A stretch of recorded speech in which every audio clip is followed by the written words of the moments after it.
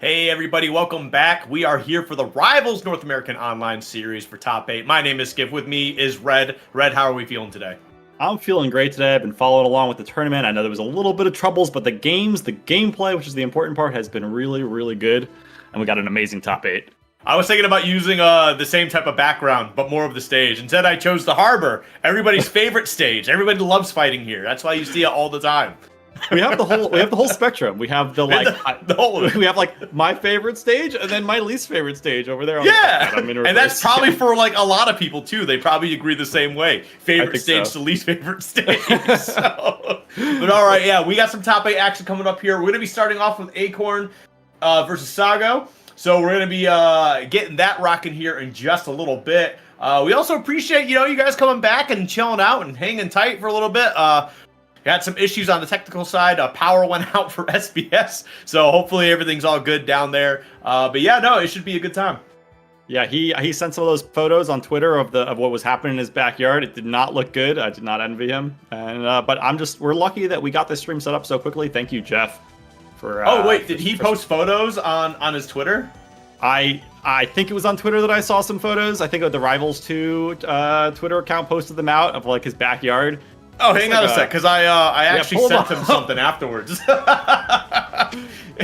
our DMs, he sent me a photo of what it looks like, and then I replied with a very terrible cropped crag pillar filling in the hole. Yeah, I don't know who to blame for this one. The storm. That would be Opsa, right? It's Opsa's storm.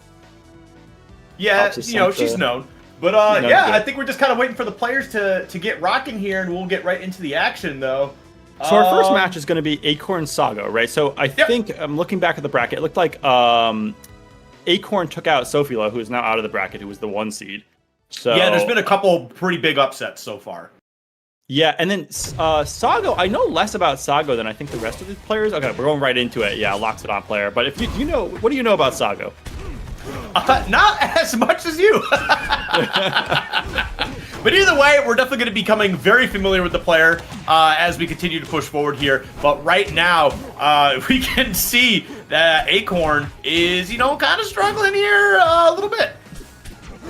Yeah, I mean, it's early on in the game. Percents in Rivals 2 don't matter too much. It's a game about stocks. I don't know about your take on it, but that's kind of been where I'm at here. It's about taking stocks really early and consistently, and both these characters are certainly capable of doing that.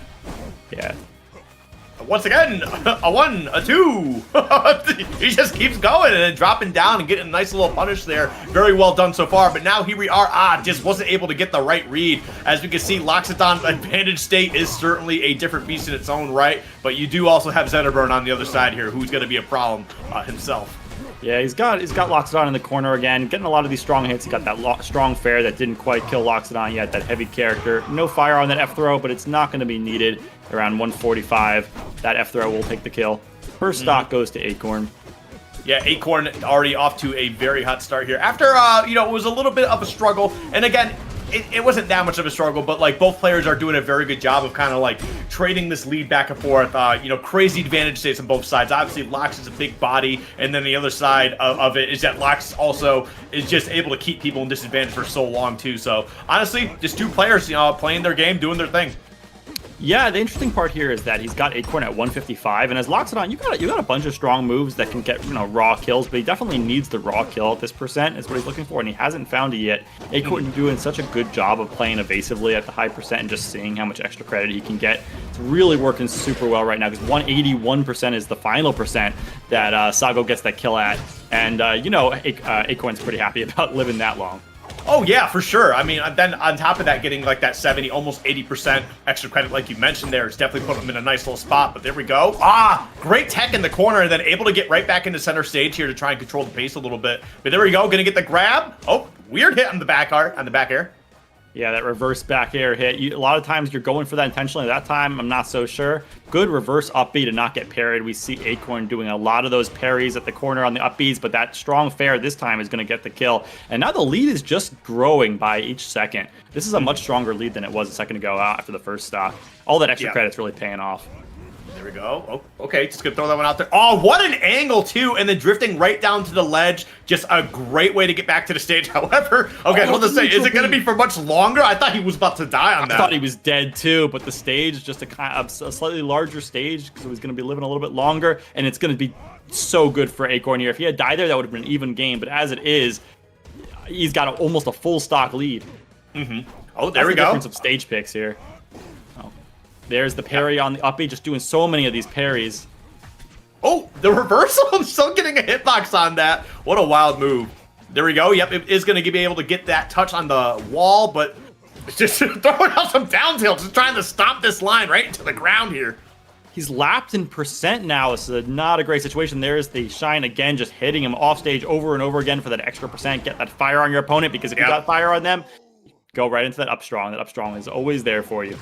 Yep, very well done. A strong game one start here for Acorn with that 2 stock as well. So very well done. Not really much else to say about it, other than like I don't know, like it's.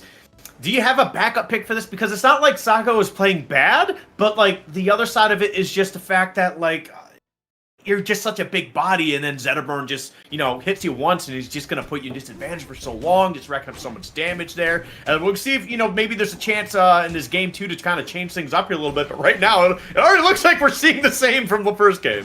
Yeah, my thought was just that, you know, you change the stage, a lot of things might just be better, because like the battle, let's call it battlefield pick, is kind of one where like I think a lot of Zetterburns are really comfortable like with movement on that stage, and I think that's really where Sago got into a lot of problems. Besides the other problem which I mentioned earlier on, which is just getting stocks taken earlier. Oh man, that side B to cover the tech into the down air, no tech that time, an early kill by Sago, this time in the early lead as well for him. Yeah, as soon as he got that side B. Just being able to drag him off stage there a little bit, I'm like, the setup's there, it's game over on that first stock. So very well done. I think you were definitely on the right path here. That getting to a different stage is definitely going to be a nice big factor for changing things up here. But as we can see right now, more damage coming out. Okay, looking for a little bit of a cheeky one, and you're just going to fall to your death there.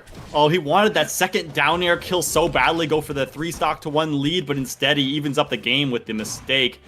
It's okay that we still got a bit of a lead. Another down air. He's got his opponent off stage. It's a really good situation here for Sago, but the Acorn angles, again, you brought up the angles earlier on. He's got a lot of creativity there, making it back to the stage, and Sago just isn't ready for it. Yeah, I mean, throwing out that meatball a little bit earlier, too, was able to get his air dodge, but still was able to get back to that stage. So Sago, I mean, definitely doing pretty well, you know, getting some nice little setups here. Nice little mix-up on the timing. Going to be able to get past that parry without too much hassle, but the forward tilt, yep. Yeah, I mean, the mixing up that up B, like you said, is so important. Oh my god, and just using it as an edge guarding tool as well. Mixing up the up B is so important for these Loxodon players because everyone loves to parry them each time. And there we go with that up strong that did the work for him in the last game. And this time it gets him the lead back. Yeah, and it kind of makes sense to try to do it there, too, because we have seen Acorn do these high recoveries a couple times there. So, I mean, worst case scenario, you just don't get hit at all, but you put a little bit of pressure out there. And other than that, like, maybe, you know, you do get that hit. But as we can see right now, after Sago started off really strong, Acorn really putting the pressure to him right now. We were talking about lapping percentage last game, and we're on the way there. But even so, just getting 90% right now is extra credit. Yeah, it's just looking worse and worse for Sago, even though the game started out so strong. I really like these up Bs away from the stage to get some extra percent, but the problem is it doesn't keep your opponent off for that long. It just gives you percent, and right here what you're looking for is the kill and fast. Not even that back throw at 100 is going to do it just yet.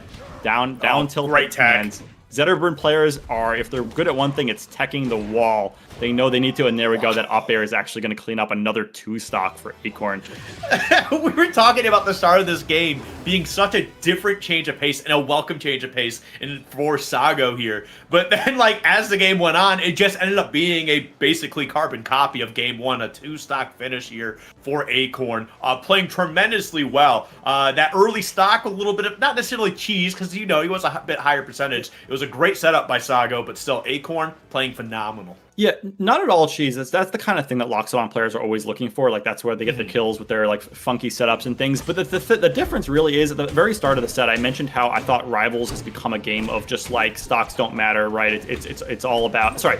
percents don't matter. It's all about stocks and who can take the stocks most consistently and early. Yes. And that's really been Sago's problem. He's been like scrapping with him in neutral, fine. Off stage is going fine. He's got his mix-ups, whatever. And when he was getting that early kill with that side B into the down air, everything was looking great for him, right? But then he gets his opponent at like 180, and he can't finish off the kill. And Acorn isn't playing around while he's like waiting to kill him.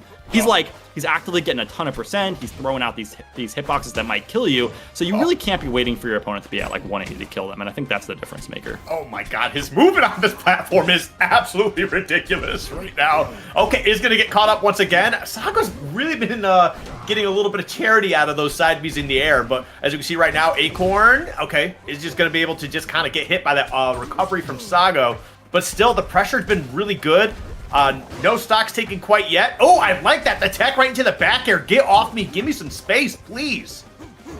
Absolutely. This is the point in the game where it matters who gets the next big hit, and that it is Acorn getting his opponent in the corner, and that strong fair is going to take the stock first. Yeah, I mean, it's those moments, I think, that make the set and make the comebacks happen, and it's if Acorn is the one that gets that first kill again, Sago's got to be worried about letting this spiral away from him. He's already down 2-0 in the set. That back air is going to do it. That's such an important hit for Sago to stay in it. I mean, especially just how strong that back air can be as well. It's such a lethal option for any Loxodon player to use. And it's so fast. Like, I don't know why it is the way it is, but either way, as we get into these second stocks right now, Sago does have a couple small openings, but isn't really able to capitalize on them too much, right? And then, I mean, Acorn, as soon as he gets an opening, he's getting at least 30%. It's just incredible how well Acorn is moving around the hitboxes from Sago. Like, Sago is trying to zone out with like his big hitboxes, but Acorn's movement is just so incredible that each whiff, it looks like Acorn is just getting in there really fast. Now, right now, Sago's got something going here, but yeah, see, there's the floor hog into the strong fair. Man, it's just so hard for Sago to get a neutral win. Goes to the other side of the stage. Is he going to make it? Yes, wow! What a recovery. That was actually incredible from Sago. I thought that maybe for a second he just missed the wall, wasn't able to get the wall jump, so I was like, oh, that's really unfortunate. What a silly situation. But no, just recovering to the opposite side, you know, I guess he's just got it like that. But either way, now we can see he has his opening here. Yep, down air, goes for the forward air, puts him off stage. Meatball coming out. Up there once again. Catches the weird angle this time. He's starting to catch on to Acorn's like high recoveries. Doesn't have the kill yet though. The dash attack into the fair is going to do it. Okay, we got another lead for Sago. Can Sago convert off of his lead better this game than he did last game? It's only a small lead though, and we know how fast Acorn can take stocks. Yeah, I mean, at least this way, you know, we're not going to see it 2-stock at all. Like, that's already off the table here. Sago's already playing much better than the first 2 games. But, yeah, doing some that's good not pressure. good enough for Sago. Sago doesn't just want to not get 2 stocks. He wants to make the comeback happen here. For sure, for sure. I mean, if we can get that W underneath, maybe that's something there. Tries to go for that high recovery option. Not going to be able to find it. There we go. Gets the parry onto the meatball, but it does not matter. That's going to be big, huge opening. You know, you lied to me, Skip. You told me it wasn't going to be a 2-stock. Well, not against Sago. I thought that was kind of implied. It was implied, but I'm not giving you any benefit of the doubt here, Skip. All right. Well, my apologies. So actually, a 2-stock for Sago, and you know the difference that it makes between being down 2-0 and then suddenly starting this comeback and like finally getting a game under your belt can be huge for momentum. Like maybe this is the kind of confidence that Sago needs to like get back into the set. We'll see it. We'll see what Acorn has to say about it though. Mm-hmm. I mean, it's definitely a good start here. Momentum is a very big factor in a game like this, especially where it's just so high-paced in general. But there we go. All right, going to be able to get back onto the stage without too much problems. I mean, too much problems is just Acorn only hitting you a couple times. Like, let's be real here. If Acorn hits you and you're alive afterwards, you should be very thankful. I don't care what percent you got on you. I'm never thanking anybody for hitting me, ever. Unless, like, I'm out of, like, recovery resources and they save me. That's the only other time. But either way... It's just thanking you for not finishing the job, right? Right. Acorn can finish the job if he wanted to. Okay, here we go. The side B off stage into the down air. Again, we saw that in game 2, and it came back... It looks like it's a pretty consistent thing. I'm not sure if Acorn has a way to, like, DI out of that situation, but so far hasn't found it. Because the problem here is, like, you either DI away from the wall and then, like, potentially, like, just not able to recover at all, or you DI towards the wall and hope that he kind of messes it up. So it's a very finicky situation. But Acorn going to be able to get back onto the stage here, even though Sago did an incredible job of just creating so much pressure off the side of the stage and is able to get a stock back for themselves. Yeah, back to completely even here. Yeah, tries that side B thing again near the ledge. I really like how he's looking for it when he thinks Acorn's kind of stuck in the corner, so there's not a lot of places to run to in particular. Like, a lot of times, it's pretty neutral. It's pretty risky to just throw out randomly, but if your opponent is, if you think you've got them scared in the corner, that's a really good spot to do it. That is an awful, awful situation to be in off the stage. I mean, it was just a situation of just trying to get out there, utilizing your resources, and then just getting a punish for it. So honestly, that's just a great reversal, and that's something that Zetterburn's very capable of doing too. Very strong reversals if you're not careful off stage. Especially with all of the little, like, shines off stage that Acorn's been going for, like, you have to be so cognizant of, like, your resources off stage, because if he hits you with one shine in an awkward spot, you see what happens there. You're just like, wait a minute, everything's gone, and I'm, like, down at the bottom of the blast zone. Yeah. Anyway, it happens in Rivals, and Sago's got very, very little amount of time left to try to turn this around after that unfortunate situation. The only reason why he wasn't able to get that forward air is because of the platform moving away. If it was actually moving the other direction, he would have been completely fine. I mean, it was Acorn's stage pick, and it's working out for him. So. Yeah, but that's just crazy that, like, that platform moving is what stopped that combo. Oh, he got the no magma down special to kind of hit him just a little bit, put a little bit of extra damage on there, but it does not matter as Acorn finds a way to clean that up. Very well done by Acorn in a very silly situation at the end. That was really silly. Was that no magma down? What is that? That is what he was looking for, right? Yeah, and then he, like, did the reset on the ground. That was wacky. I liked it. I wish it had worked for him. Unfortunately, not quite enough. Yeah, it's a little bit of a silly situation, but. So Acorn, man, I mean, 3-1, really strong. I mean, he did drop that one game, but, you know, it happens. He's kind of tearing through the bracket. He's made it to winners finals now, taking out the 1 seed of the tournament. Just really not looking like he's been challenged too much. So, yeah, very scary player there. I wonder if he's going to be able to go all the way. Well, it's going all the way is going to be a tall task because, like, you still have a bunch of players still in this who are all very talented. The lowest seed right now in top 8 is Stro at 14, who's going to be coming up in our next match here. And they're going to be taking on the 2 seed of Ron Gunshu. So, I mean, if you take on Stro, you know, seed-wise, you should have that. But if you end up going against Ron Gunshu, who already has such a reputation for being such an absolutely strong and dominant player in his own right, that's going to be a problem for you in Winners Finals. Yeah. Ron Gunshu is one of my favorite players to watch. I just feel like the things that he does with Claren are so much just fun. It's just a fun spectator experience. Everything he does is, like, his conversions are so clean. He's just so scary. Like, when I think about people to run into, like, that's the kind of guy that just it's scary to watch. It gives you the impression that, like, this guy's got everything. Who do you think's going to take this one? We got Ron Gunshu and Stro. You were talking honestly, about it. It's Ron Gunshu, and it's not to say that Stro can't do it because, again, we've already seen some crazy upsets today, but it's Ron Gunshu. It's the 2 seed for a reason, and that's only because Sofilo was the 1 seed, and Sofilo's out. Yeah. Like, that kind of goes to show this bracket is. You know, could that be anybody's game? But, like, even on the loser side of things here, right? We have Mr. R on the loser side, and while he wasn't necessarily projected to make top 8, part of the issue here is he was upset by Seedler earlier, who was like the 20 or 30 something seed, and it was crazy. So yeah. Like, he's in that side not because he took on a better seed, but he just got upset. So. Yeah, absolutely. Yeah, I agree with you about Ron Gunshu as well. It's kind of what I was saying. Yeah, and like you said, the highest seed left in the tournament. So I mean, he's expected to win. But honestly, like, seeing Acorns play, like, I don't think I should keep my, like, expectations of the seeding in any longer. Like, it doesn't matter at this point in the tournament. It's just like, you know, if today Acorns playing that well, like, maybe that's enough. But we'll find out soon. Maybe Ron Gunshu might not even make it into winners finals. Who knows? There's always a chance. There's always a chance. How are the players looking? Are we getting the lobby set up?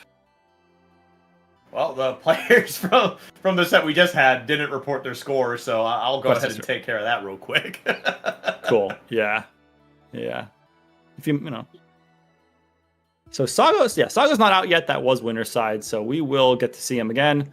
Let's see. He will be facing. Let me take a look at the loser side bracket. That was the loser of A. So he will be facing the winner of Animal and Mr. R. Yeah.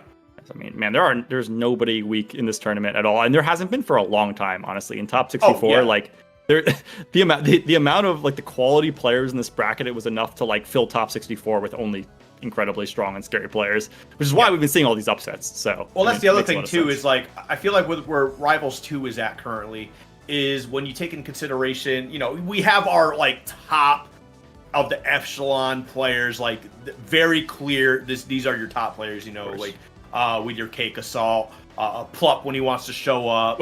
Plup is like rank 0, right? It's like he's not always like around, but if he's there, he's just. But like you get those players, right? But then like even when you get to all these other players who aren't exactly like they're not going to win. They might not win your Evos.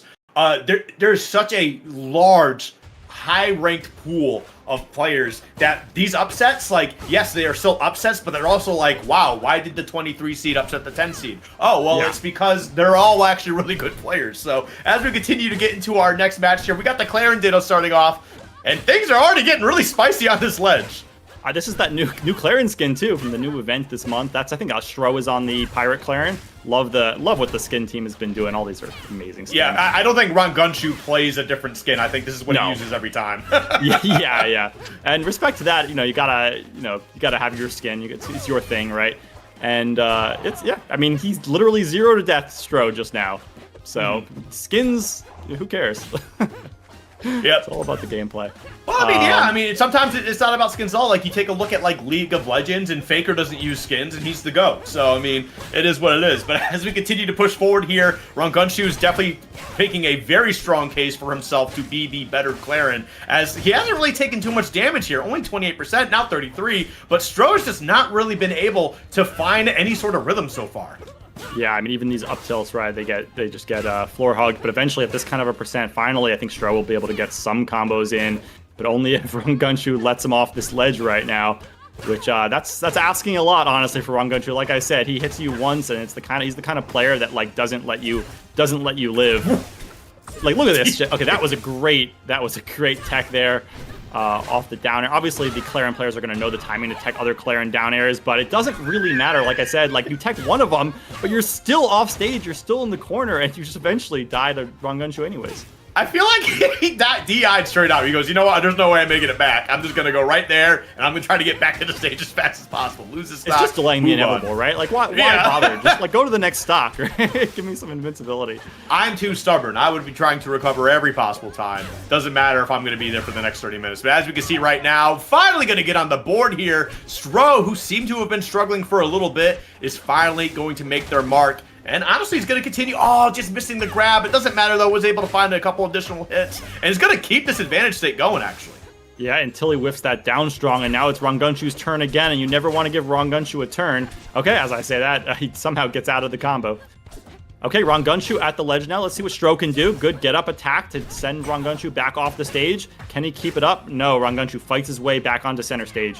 And as we can see right now, too, I think the story is, like, how strong of a start Rangunshu will have, right? But as the game's going on, Stro is starting to find the rhythm a little bit more as the game advances here. So, honestly, this might spell trouble for Rangunshu later in the set, but right now, it shouldn't be too much of a hassle. You're still up a whole stock here, so you should be able to close this one out. Although I am possibly caster cursing this really heavily right now. I think you're intentionally trying to cast a curse. I think that's what it sounds like. 'Cause you've been doing this too long to not know what you're doing. Okay, there we go. Unfortunately for you, despite your best efforts, Rangunshu does close out the game. Yeah, so like you said, game one goes to Rangunshu, but I totally agree with you. I think Stro, obviously getting 0 to death doesn't help the start of a game. But I think after that, he definitely was getting more comfortable, and yeah, it bodes well for him in the rest of the set. Yeah, so I mean, we'll definitely see how the rest of this works out, but it definitely looked like Stro was a lot more comfortable, so I'm really excited to see how this game 2 operates here. But we're going to go right back to the same stage. So let's see how things operate as we move forward. And right now, okay, Stro is starting off a little bit stronger. Nothing super crazy, but it's just like, I feel like the presence is there immediately rather than waiting 30 seconds this time.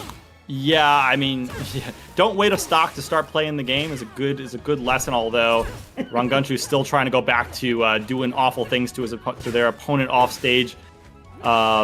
Yeah, even percents here much better this time for Stro. And also they ran the stage right back, right to the same stage. So they clearly agree with us, like, hey, you know, I'm just getting comfortable now. Now that I'm comfortable, I think things are going to go well. No need to change the stage or anything like that. Well, that's a big thing when it comes to the Ditto in general. It's what stage do you feel comfortable fighting, you know, against your character on? Neither character's going to have an advantage. It comes down to personal preference at that point. Yeah, preference and character strengths. Sorry, player strengths, right? Like if you are good at a certain thing or a certain type of kill confirm that maybe your opponent goes for less, right? That's the kind of advantage you do want to look for. And because stage selection does matter in a Ditto, believe it or not, it's just not the characters, it's the players. Yep. There we go. Right now, we're going to see a dash attack, hogging the ledge, down strong. Not quite going to be able to take the stock. Great DI from Rangunchu, and you slipped off the ledge. You gave him stage control now, and now you're just trying to find your way back on. Okay, there we go. We opened it up a little bit, but okay, the forward strong. The scrapping going on in the center of the stage is going to lead to the first stock of this game. Yeah, despite all the scrapping, Rangunchu again takes the first stock first, but it's a different story this time. 163% on Rangunchu. So there we go. Just a quick F tilt at the ledge is going to do it for Stro, evening up the game. Okay. Ooh. Okay, I basically had him trace all off stage, but decided to retreat back to the stage and just try to hold control there. Yeah, it's a good sense to know when like your combo or your string is going to end, because if you push too far, right, then you get reversaled. But it's much better to just take stage control in those situations and, like, you know when to push and know when to back up. And these players are certainly the caliber that have that sense. Oh, geez, just keeping him juggled on the top as well. Is he going to be able to kill? No, doesn't get the stun. I don't know if it would have taken the stock regardless, but still, you're racking up some good damage, and the ledge hogging will certainly clean that one up. And man, that is a rough position to put yourself into. After Stro with a great, strong start, now Rangunchu saying, listen, I will adapt now. I will force my game plan, and I'm going to continue to push this lead as far as I can. Yeah, we were just talking about how important it was that, you know, Stro wasn't giving away any free early stocks and then immediately gets basically 0 to death by Rangunchu. I mean, it's going to happen to you sometimes. These top players adapt to your game plan. They figure one thing out, and that's an easy stock, right? And I believe that Stro can adapt back, but can they do it fast enough to, see, it's just not... Like, maybe next game they'll figure this out, but they're already down 2-0 in games. There's not a lot of, like, wiggle room left to, like, you know, wait and see what your opponent's doing and then adapt again. Rangunchu's just one step ahead. Yep, and he immediately went into the next game. We do have a stage change, though, this time. Yeah, so this is definitely be interesting to see how this plays out here. I wonder what Stro's going to be looking for. You know, I mean, anything's better than how that second game ended. Like, granted, you start off strong, but Rangunchu, it's like he's just kind of like cool with like sandbagging for a little bit, right? And then just kind of like get you comfortable, and then immediately turning it on to 11 and just completely just like putting you in shock and awe of like what is happening here. Yeah. I agree. It's like a pace change, right? It's like I'm doing one thing and then suddenly I'm doing something else, and it's going to take you a while to figure out that I've changed. And until you have, I'm going to beat you up. And I talk about this all the time about how, like, these top players, like, change of pace is such a crucial, like, top-level skill to surprise your opponents. Wow, that offstage interaction was insane. Rangunchu, another first stock goes to him. Oh, answering back, though. Okay, is going to be able to survive here, most likely. Okay, is going to be able to get back onto the stage, especially with a little bit of extra assistance. But man, Rangunchu right back. Oh, grabbed the wrong direction. You definitely hate to see it. But now Stro, got to make some noise here. Goes for a side special of their own. Not going to be able to find it.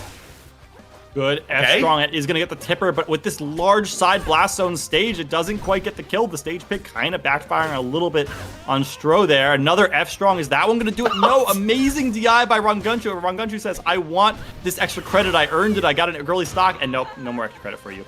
That down strong. I mean, hey, Rangunchu definitely played super strong to get started here, but Stro not going to go down without a fight here. And it's going to keep things going from one stock into the next. But Rangunchu has other plans. Really kicked in that, like, this is their last chance, right? Like, they can't afford to get into another deficit. Oh, what a great drift back to the ledge there, too. Just to avoid any potential punish and kind of resetting to the ledge. That was very well scouted by Rangunchu. And just honestly a great reaction as well. Absolutely here, and Ranganshu's small percent lead, not that it matters too much. Stroh's got a chance with his opponent in the corner, but no, a little bit of a misplay there, and he gets grabbed by Ranganshu. Oh no, jeez. We've seen this situation a bunch of times. The sequence of grabs goes into the F strong. Okay, there we go, down tilt. Not going to get the tipper on it, though. But that's fine, just putting down some solid damage here. But now Stroh gonna find a small opening, but only for a little bit. And then we get the up throw into the up air. Gonna be able to close out that second stock. Last stock scenario here for Stroh. If they drop right here, they will move on into the loser side of bracket. So they gotta make some noise. That's a really nice way of saying you lose the set, you drop to losers, but I agree with you. This isn't the end of everything, but it is the end of the winner's life for Stroh, potentially. And as it looks right now, Ranganshu just continues with these strings, not letting their foot off the gas at all into that up strong. But okay, there we go. A missed up air means an opportunity for Stroh, but not a large one. Not a large one, just a small one. Oh, geez, the down tilt, so... Yeah, just absolutely crucial to the game plan here. Oh, he probably could have stayed on that ledge. He probably would have taken the stock. Doesn't matter, though. You're still going to find a way to get it with the up air, especially the tippers. And that's just kind of like the Ranganshu special. Like, once you're above him, you're getting hit with at least a couple of up airs, and you might end up losing your stock for it, too. It is. We saw Ranganshu 2 tipper up airs there to take out stocks in that game, and like that one time that I think they missed kill confirm with an up air tipper earlier, and I was like, that's not normal for Ranganshu. And now you see as the set goes on, they really don't miss many of those. So a great, just good confirms, good play by Ranganshu. Honestly, good stuff to Stroh too. Stroh was showing a lot of fight there, but Ranganshu just a little bit too strong, a little bit too good, and adapting really quickly to his opponent. And just I'm gonna move on to winners finals. I mean, this is gonna be a hot winners finals when we get back to it. That Acorn Ranganshu set, I don't know which way that's gonna go. It's just like probably the, for at least what we've seen so far. I mean, I know we've only watched 2 matches, but 2 incredibly strong advantage states just going to be going back and forth, bar for bar, hit for hit. So we'll see how that one works out when we get there. But we're going to take a nice little trip down into the loser side of bracket. I believe we're going to be getting Animal taking on Mr. R. So this should be a very, very interesting match that's going to be coming up here. Yeah, this is 2 different characters that we haven't seen so far in top 8. This is going to be, am I right in saying this is Aether and, oh god, my brain just exploded. Help me here, Skiff. Raster, Aether and Raster. Yeah, Mr. R, honestly, like, one of the only, 3 Rasters that play the character. Yeah. The character's really good, but I guess, people just don't like playing Raster as much. So Mr. R is very, very solid. I mean, there's a couple of really good Rasters. Obviously, Mr. R Dakpo, who had a great showing at Supernova not too long ago, a few months ago. Yeah, still strong. I mean, the character has gone through a bunch of changes and small minor reworks to the point that I think players of the character probably need some time to get used to the changes. And obviously there was never a ton of Raster players in the first place. Yeah. So a little bit more rare, but that doesn't mean the character is necessarily any weaker. And Mr. R is going to show it to us, I'm sure. He's an incredible player.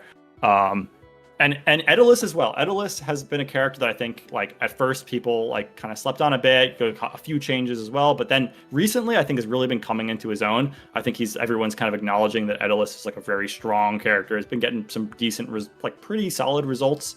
Character's messed up. Yeah, he's messed up. Character's got some crazy aerials. It's a good summary for it. I was trying to dance around it. Nope, the character's messed up. The character's messed up, and we can put it as nice as possible. Yeah, character's not okay. But he is going to have his hands full though, because even with all his mobility, you're still going to be dealing with Raster, who can generally eat these big bodies up. Not necessarily with relative ease, but does a pretty solid job of just kind of hey, I'm reminding you that you are mortal. Right. Yeah, I mean, Raster has always that factor of even on a big body being able to take stocks early with those confirms into the up B. Right. So no matter who you are, you have to be wary of Master R's combos, Raster's, confirms. Whereas I feel a lot of times, when you're playing someone like Aether, you expect to live pretty long. That's going to be a good advantage for you. Might not be the case here. Although anybody playing against Raster as well on the other side of this has to always be aware when you play a character that's like a super floaty, right? An Apsa or a Raster, you have to, I'm sure that, I mean, these kind of players are used to it by now. They have the matchup experience, but you have to like totally change your whole combo scheme, your whole like strings, what you're looking for as well, just because like it's really totally different. Mm-hmm.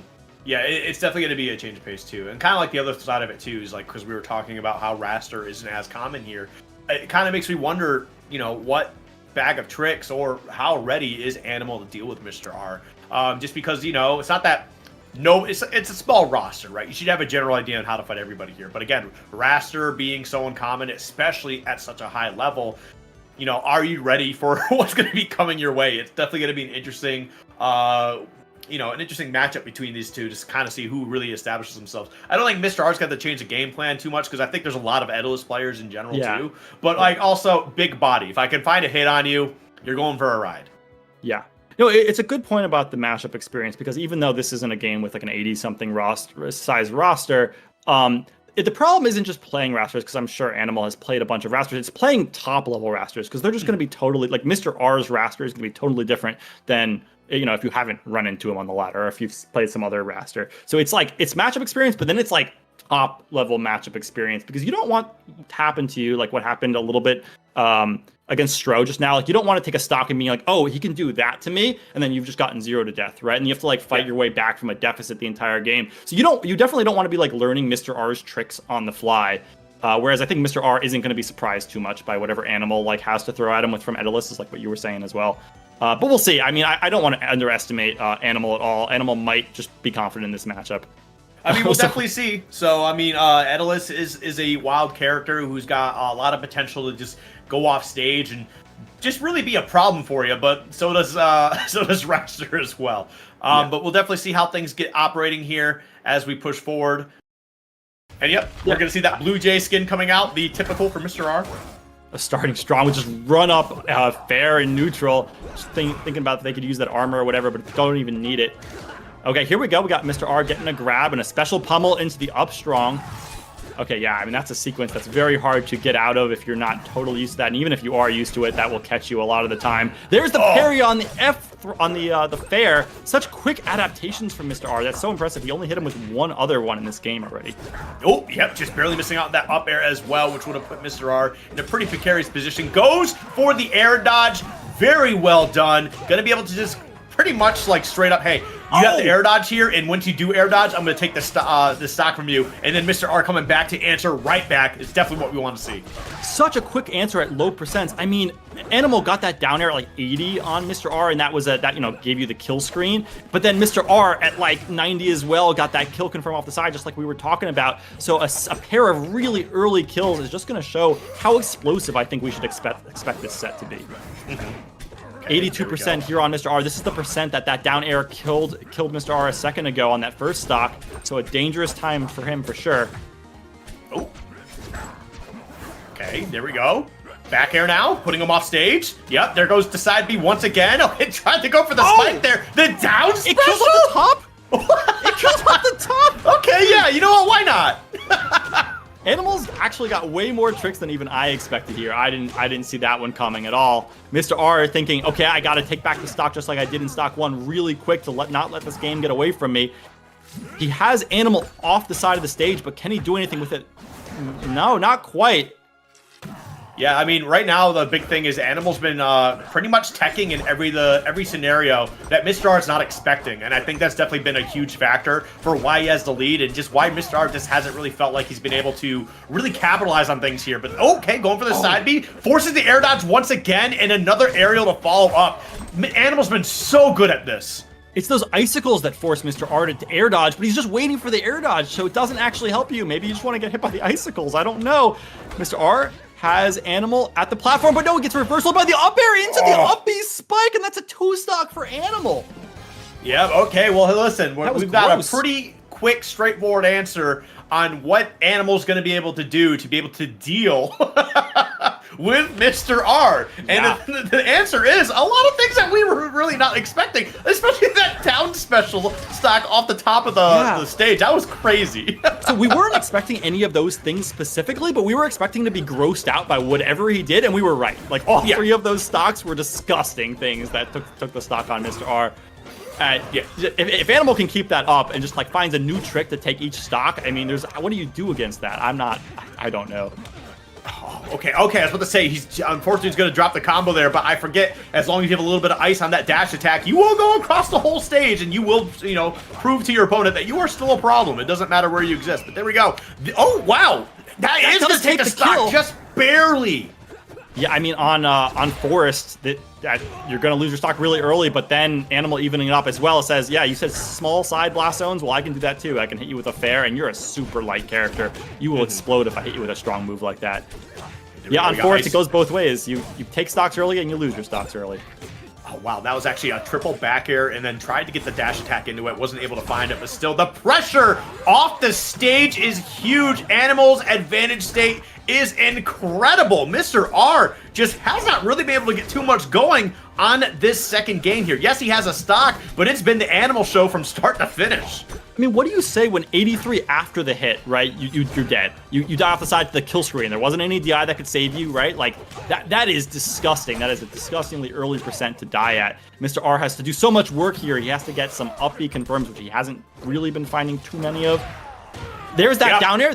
The down strong will take the spike and even up the stocks. That was huge for Mr. R here. Yeah, I mean, getting Animal like way far out from the stage, especially down in that bottom left corner, just kind of forcing that recovery path, he kind of had it lined up. You're going to be able to have your strongs to really kind of catch him. So that was just very well scouted by Mr. R, and a better job of even getting that into that position here. But now, the offensive end is looking like he's going to be trying to find a way to get that stock out of there. Won't be able to do too much with it. But now, back on the offensive end is Animal here. Down air. That is going to be enough. Oh, my goodness.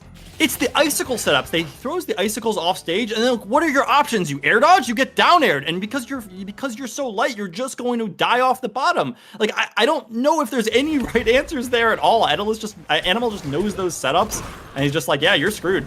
That's it for you. That is disgusting. Like what you were saying about the offstage game, I do think Mr. R is like looking to do something to like exploit, Animal offstage, but that one time that he got him like away from the wall, it worked. But it's just not enough of those situations have been able to overcome like the early kills that Animal's been finding on him. Yep.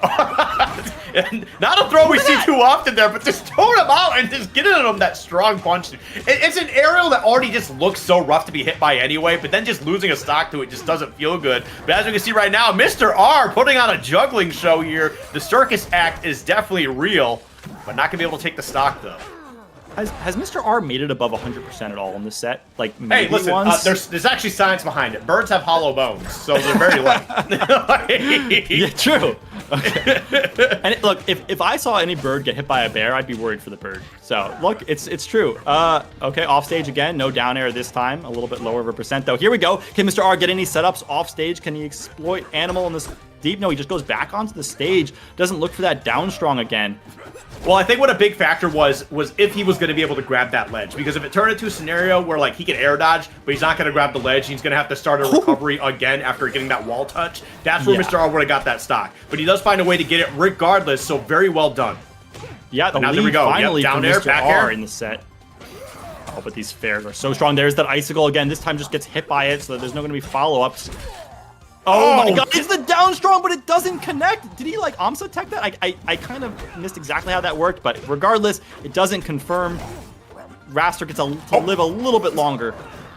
Okay, there we go. The Icicle's not going to find a way there. Goes for the down strong to just get to the ledge. And the back throw, that's not going to be enough, but it certainly is getting a little close. Down air. Doesn't get the jab reset. Unfortunate for Animal, but a sigh of relief for Mr. R, but it does not matter. You are getting flung to the bottom left, and you have no say about it. Yeah, I mean, he did make it to 150%, which is what I was wondering about earlier. But the problem at that percent is obviously almost everything kills you from Daedalus. So he has a stock lead, but we know what Animal can do with only a little bit of percent. Throws Mr. R off stage. Crouch cancel, down air. Tries to get the dash attack, not gonna be able to find it. Sitting on that platform, you kind of set yourself up for Mr. R to just start a combo here, and he will finally get a game under his belt as we are forced into a game 4. Yeah.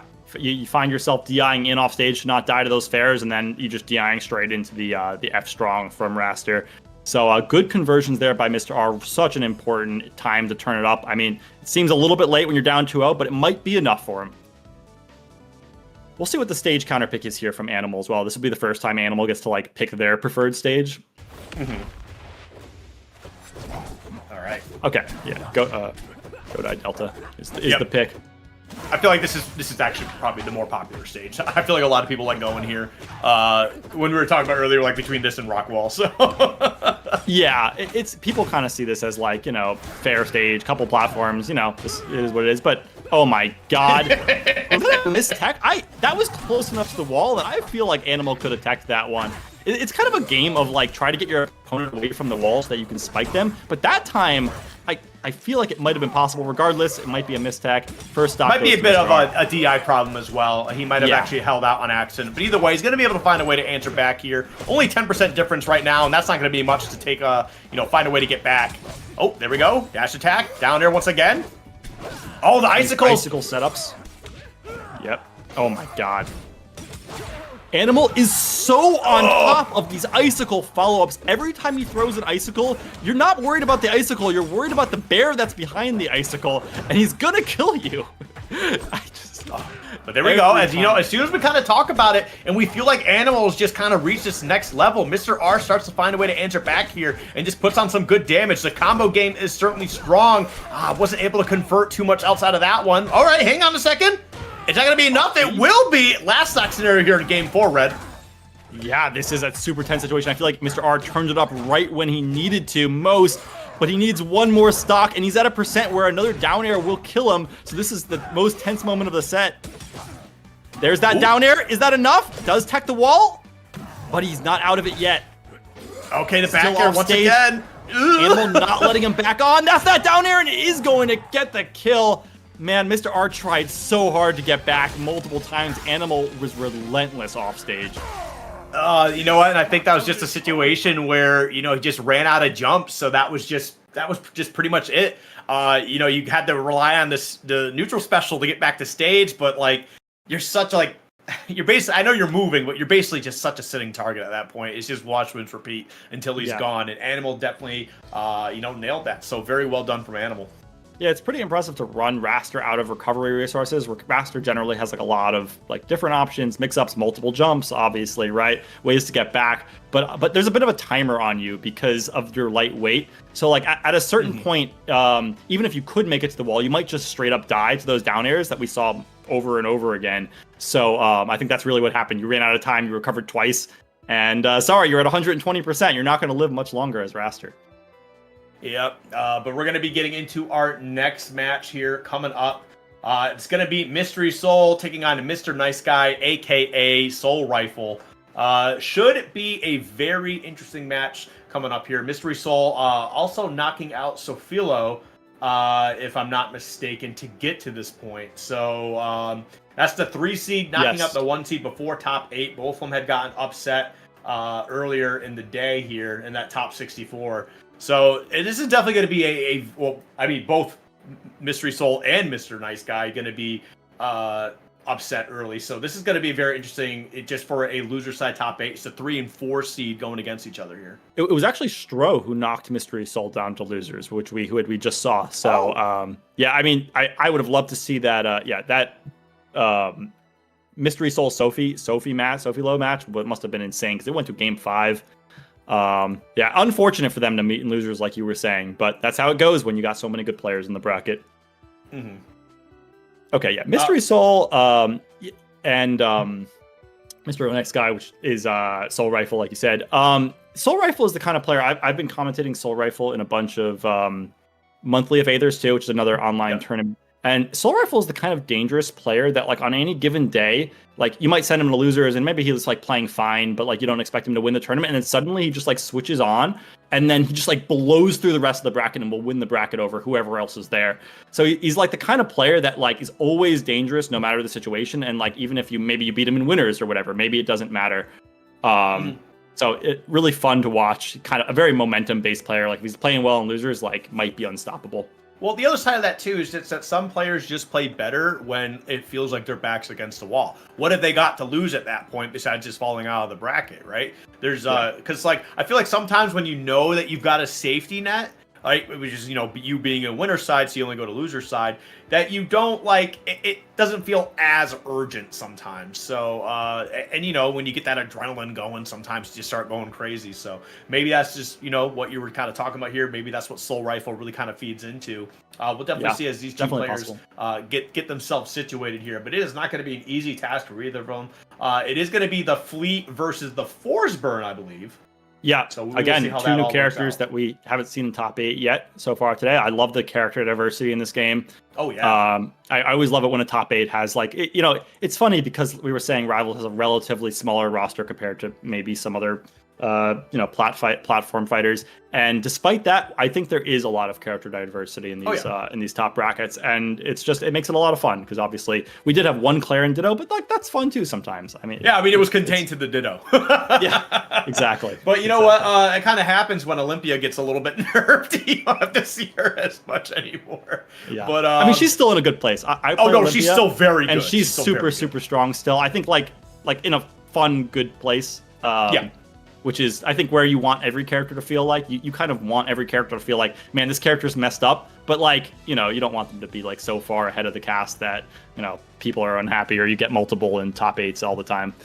And, I'm just saying, good place for a character to be. Yeah.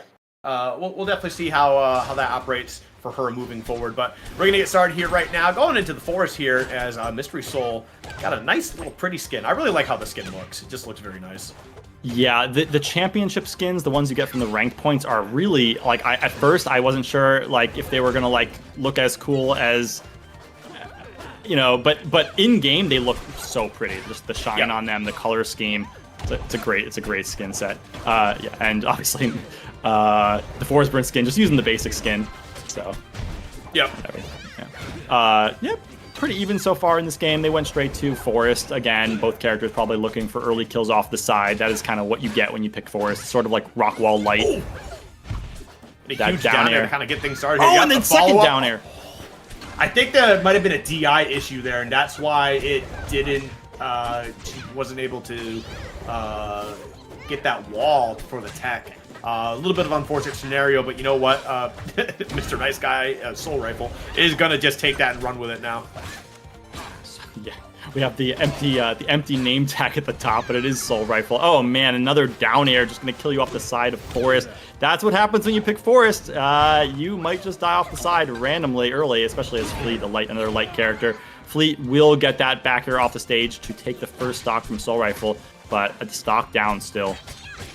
By the way, that was actually the first time I'd seen one of the other flashes. I was just about to talk about that. I was like, what did I just see? It's the new death screen, the Evangelion inspired, the mecha theme. I love it so much. I was frame 1. I saw that trailer. I logged on to the game and bought that. I was like, this is the best this is my first time seeing any of them, though. So I was just like, oh, whoa. It is kind of a jump scare the first time. Oh, man, and that's going to be another death for Soul Rifle. So actually, even stocks, it is a jump scare the first time you see it, but you get used to it pretty quickly. Yeah.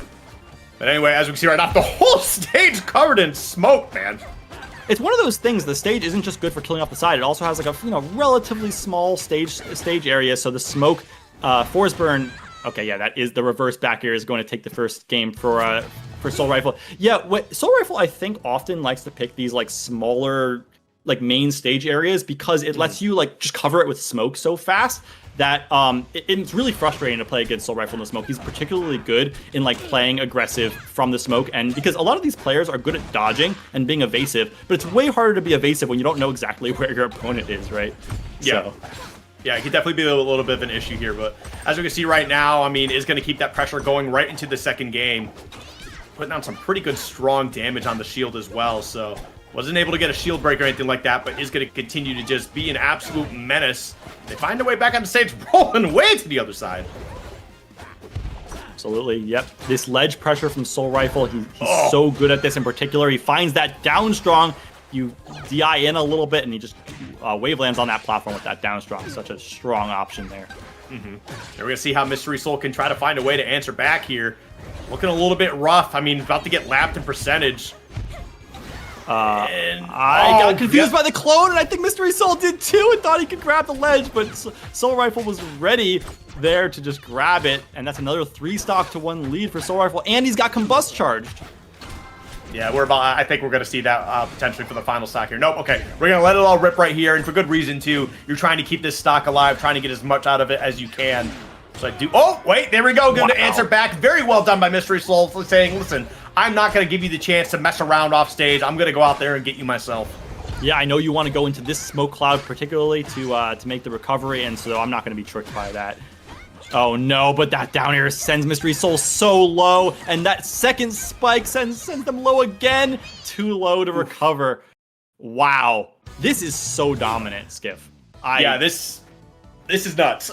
Soul Rifle's definitely, I don't know if like they have, I don't think they have any beef. I don't think I've ever seen Mystery Soul beef with anybody, but yeah, for some reason Soul Rifle just, it feels like he's playing with a purpose. Like he has something to prove right now. This is the Soul Rifle that I was just referring to that you see sometimes in these losers brackets of these other tournaments. Like this is the playing on point, everything's going well for Soul Rifle, all the momentum's in his favor. I mean, we know Mystery Soul's dangerous. Mystery Soul has to adapt really quick to this if they want to stay in this bracket.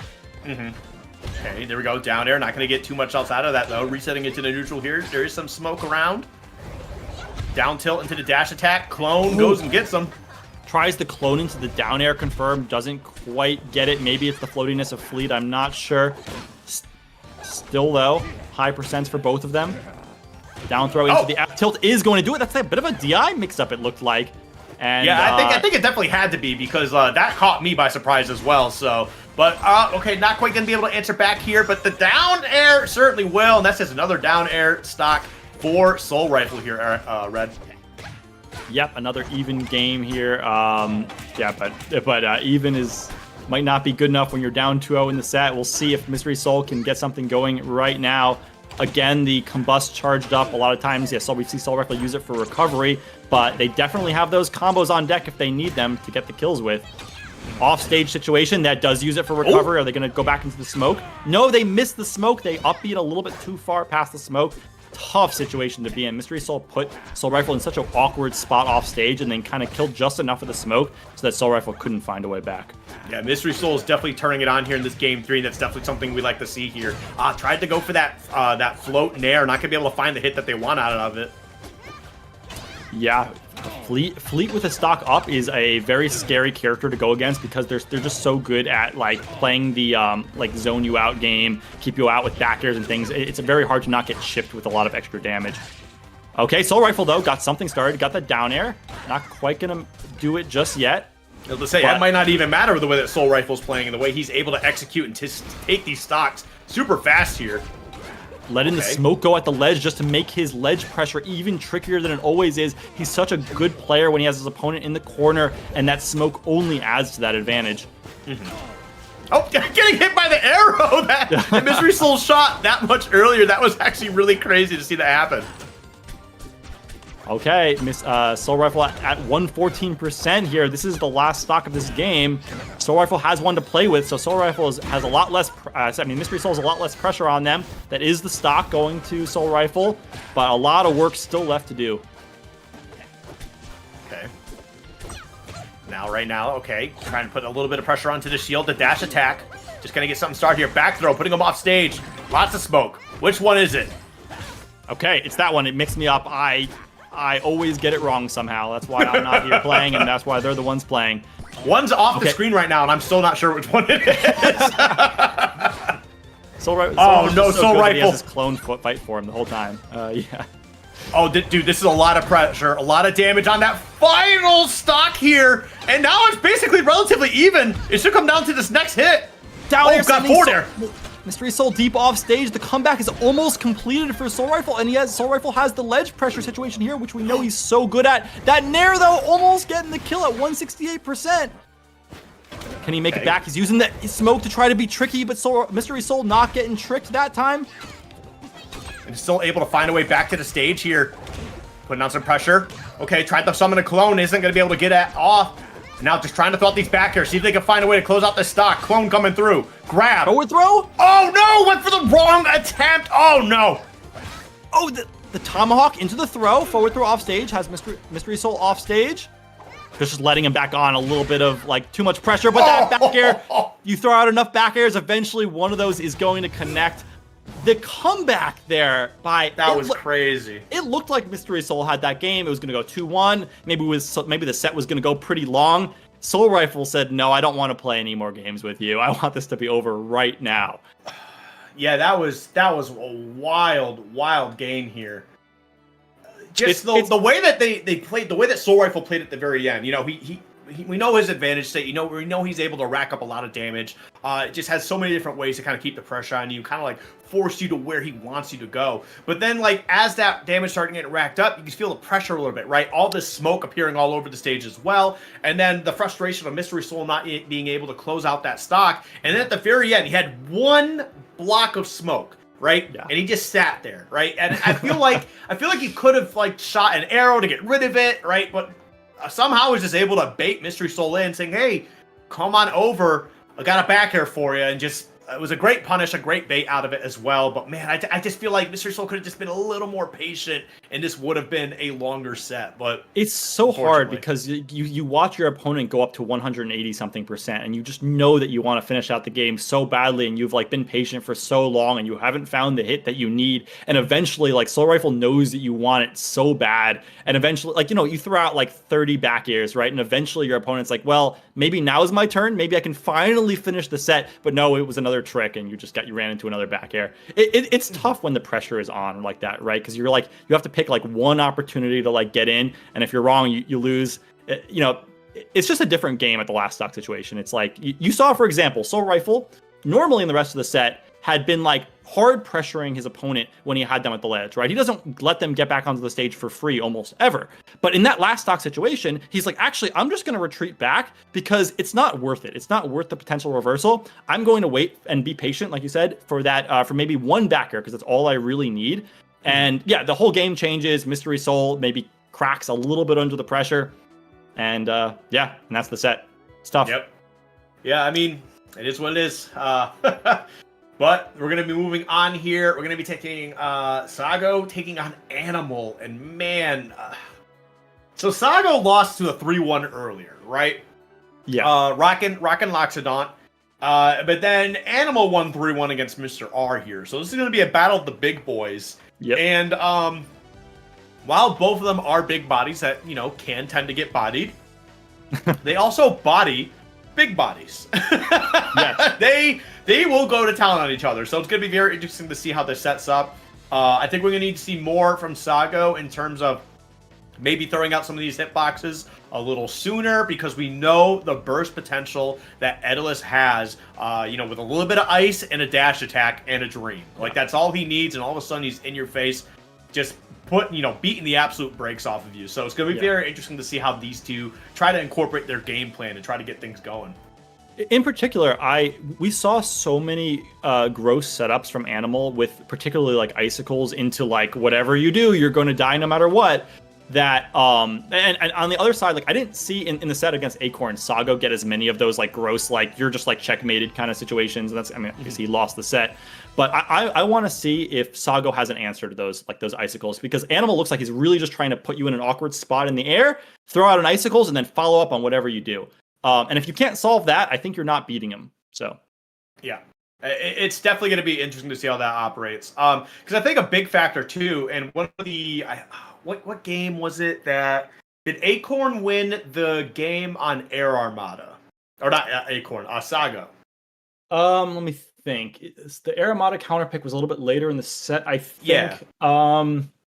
It might have been, but it might have been the game before that. It's hard to think if it was game 4 or game 3.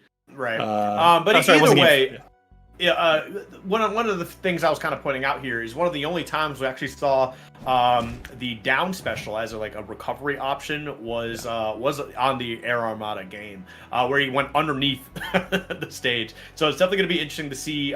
Maybe we see more of that down special as a recovery. We know that Loxodonts love to use it in general as like a good burst option for setups for some crazy kills. So I'm not going to be surprised to see that at all. But it might be worth it to hold on to your magma a little bit more, especially when these icicles start coming into play. It's funny because I also was as impressed with the recovery as you were, but also it didn't actually like work that well. Like it got him back to the stage, but his opponent was already there. Like even with the giant stage size of Air Armada, because like the main platform is huge, his opponent was already like, it took you so long to get to the other side that I'm there waiting for you anyways. And he actually like got the parry on him. So like, what did he really gain from it? Like maybe his opponent wasn't able to like go down there and contest you. Which is for someone like me, I see that and I just go, "Wow, he did it!" it's cool. It's cool. And that's a second of time that I'm not running at you to try and close out the stock. I'm going, "Wow." Yeah. It's cool, and against someone like me, like that might trick me up the first time I see it, so that like I'll give you a free recovery. But against these kind of players, I wonder how effective it is because it's not that fast. Is all I'm trying to say. Also, there's not that many stages you can do it on. It's basically Air Armada. Yeah. Anyway, we got the game going, and Sago already with a lead here. Kind of beating up on Animal. Went for the nair, and honestly went for a back air there. Probably could have gotten the stock, or at least just put him off stage. But right now, Sago playing phenomenal to get started here. Up 100% before I said something, but... Oh, and there's that back air when you whiff one move off stage, and Sago's got that with punish with the back air. A great first stock here by Sago, taking the lead pretty strongly. But we know how early Animal can get kills, and he does have Sago in the corner and off stage. There's the icicles. What's the option? Yep. The option is die. Like I said, I don't know if there's a good answer, and I think Animal knows that there's not. Yeah. Oh, that was actually really interesting. I believe he was landing with a forward air, and he threw out a hitbox, and I think because it hit the body, he actually was able to just disrupt it. That was very, very interesting. Yep. Here's that off stage again. Animal gets so much off of these up airs, sending his opponent deep off stage. This is gross. I am grossed out here. I like that. You teched it? Well, I'm going to slip right beneath you now, and I'm going to throw you away from the stage while we're halfway down the platform. It's even grosser because of the angle it throws you at. It doesn't throw you straight down. Like, if it did, these players would be much happier. They'd be like, yeah, put me near the wall. Please, throw me straight down at the wall, please. I'm comfortable near the wall, but it sends you diagonally away from the wall. It is just the worst angle to be at. It really is. Okay, well, there we go. Oh, forward air? That is going to be enough. Wow! Wait, Skip, I thought Loxodon was supposed to be heavy. What happened? Did they change that? Is he like fleet weight now? I'm confused. No, he's still heavy. It's just also, I think there might have been some bad DI, but also the other side of it is just the fact that it's Daedalus. he's so strong, man. But it's Loxodon, and he was below 100. I mean, I know how strong that fair is. I like to be real, but it's crazy to see it. It's crazy to see it actually happen to him in game. Yeah, I mean, these two are they're putting a lot of damage down on each other anyway, so. I need to remind you that the first stock was actually taken by Sago. That was 3 straight stocks by Animal. Like lost his first stock and then just rolled the rest of the game. Yeah. You really can't get comfortable against this player. I don't think you get comfortable against either of them. I'm gonna be real. It's true, but the stuff that Animal is hitting on people is like particularly disgusting. Like I like the explosiveness that he's shown is unbelievable. Oh, okay. An opportunity here for Sago. He's gonna have to go low. That charged up strong, still not gonna do it. But another charged up strong, this time doesn't have the magma, but it's enough to get the kill. Yeah, and that came off the parry from the icicles too, and that's kind of part of the reason why you don't want to just be throwing around those icicles, because you will get parried, and then all of a sudden you're just kind of sitting there going, oh man, I have to eat what's coming next here. So very well done from Sago, but I mean, I think we had a very similar situation. Whoa, a lot of crazy stuff here. Yep, still able to get that down there. Into the edge strong. Oh my goodness. What kind of sequence was that? My eyes could not follow all of the weird hits that happened there, and there, another uppy. My stream kind of glitched for a second. Okay, we're back. He's alive, it looks like. I'm more mad that I'm more mad that down air hit from like a minute ago. Like, what the heck was that? And another stock lead for Animal. Yeah. I feel like Sago just needs to like get this bear off of him for a second. Like he needs a second to breathe because he's getting. As soon as he starts getting beat up, he loses like 2 stocks at a time, like within the a span of like 30 seconds in the game. Oh no, there's the icicles into the fair again. That's a down air. Okay, the down up special isn't going to find a way to get the stock. We will see Sago get back onto the stage here. Forward throw. Meatball. It was a good angle, good attempt. It's not going to be able to find the hit that he was looking for. Animal choosing to go high, but eventually gets hit by the kill confirm into the back air. Going high, apparently not working out as well. Still has a stock left though, and he's still in the lead. I'm mad that he can do that. Yeah. I'm mad that he can charge up special, air dodge, and then charge it again. I'm so mad. Anyway, that forward air almost going to be enough to do it. Has to go for the wall touch here. Yep, gets that wall jump. Great job using the invincibility on that back air to just reset the situation. And man, it is so hard to get back on stage as locks it on here when your opponent's on point with the recovery defense. Still off stage into that down air. Good tech there, DIing into the wall. Okay. Goes the dash attack. Jumping out of it, though. Getting the jump cancel. Oh, okay, that's it. That's going to be it. A crazy game, a crazy set. Just leading to that one little awkward attack that closed it all out. All right. Animal doesn't let up in a sequence. If he's got you like in some like weird tech situation, error situation, you've hit him with it. He's hit his opponent with a couple of weird moves. He's just always looking for the way to finish it into a kill. Like remember that F strong? It was like a weird set of techs on the stage and whatever, and it just always ends in a stock. And I feel like that's his like X factor. It's like no matter what he does for you, eventually you're dead. And it's one thing to scrap with your opponent and get a lot of hits, and it's another to like always convert. Yeah, I mean, we'll definitely see if Sago has any other like tricks to kind of like for this recovery. But man, it is definitely looking a little bit rough here because like Endless alone has the tools to kind of be able to really deal with a lot of Lox's recovery options in general. And then you take Animal into consideration and just how well he's able to really exploit Lox, and it's definitely a recipe for disaster. He's chasing Lox deep off stage, and it doesn't feel like Sago has figured out any way. Okay, that is a good evening up of the stocks there with that back air. It just doesn't feel like Sago has found a real way off stage to avoid anything, really. Like, you DI away, he's like, hey, he just gets followed. That's fair. If you DI in, you get hit by like an icicles combo into a down air. So there you go. There's the down air. You end up, you try to go near the wall. Sorry, you're still dead. And now a whole stock up. Ugh. 2-0 stock up for Animal.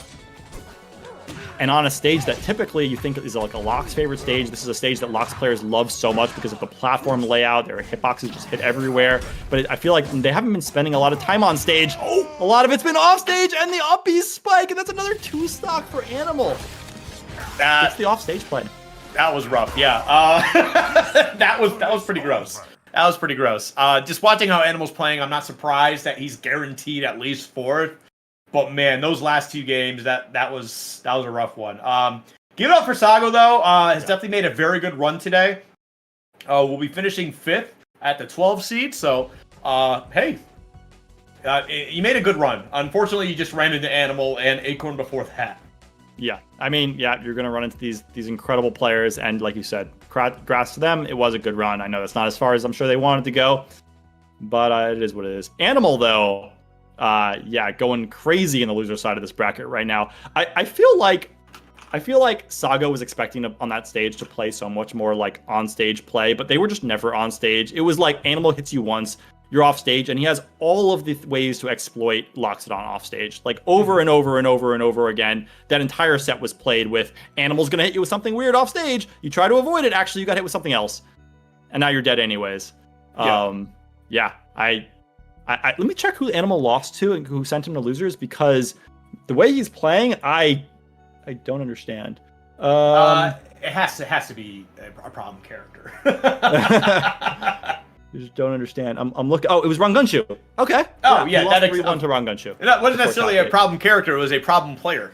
Yeah, it's a problem player. Maybe also a problem character. I don't know. Your depending on who you ask. But I've long have been making the joke that this game is it's a series of my character's very cool. Every other character I fight is the worst thing I've ever had to deal with, even if it's my character.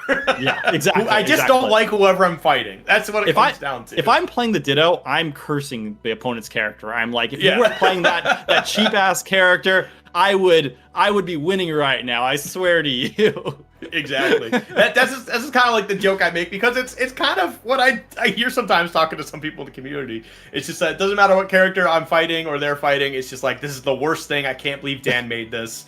Curse the devs. But then on the other hand, like you hit someone with something cool, and you're like, I am the coolest guy in the entire world. Like, my character's not a problem. I'm just sick. I'm just that good. Exactly. All right, exactly. Well, we're going to be getting into our next set here. We do have Stro coming up, because, mentioning Ron Gunshus a little bit ago. So it's going to be Stro coming in with the Clarin. Going to be taking on Mr. Nice Guy, a.k.a. Soul Rifle, who has been playing absolutely crazy since being sent to the loser's bracket here. A 3-0 victory over Mystery Soul not too long ago. So that is going to be that Force Burn coming through. Should be an interesting set coming forward. In my opinion, Soul Rifle is the one to beat here. I feel like with the way he's playing, he comes into this, like, I'm expecting him to win.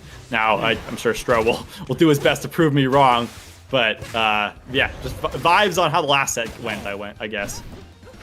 Immediately though, Stro, immediate 0 to death. Oh, great offstage situation, great edge hog there, and a stock lead just saying, X-Red, shut up, please. Don't talk about the set. Yeah, I was saying, he said, he's the one to beat? Bet. Let me show you something. And he's just going to keep it going, too. Some solid damage here, doing a really great job of just pushing Soul Rifle off to the stage. Oh, nice pickup on that up tilt as well. It just keeps going here. Oh, my goodness. Oh, my God.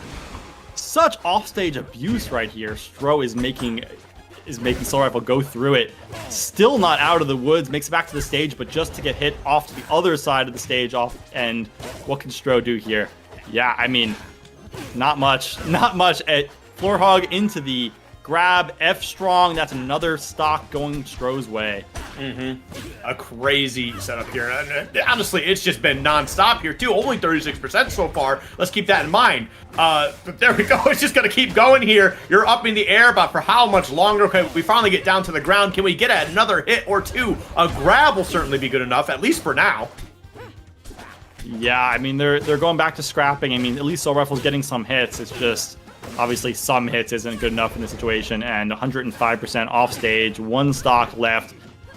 Where do you go from here? We've seen some good comebacks from Soul Rifle. Like, he had an amazing one in that last set, but this is a different beast, I think.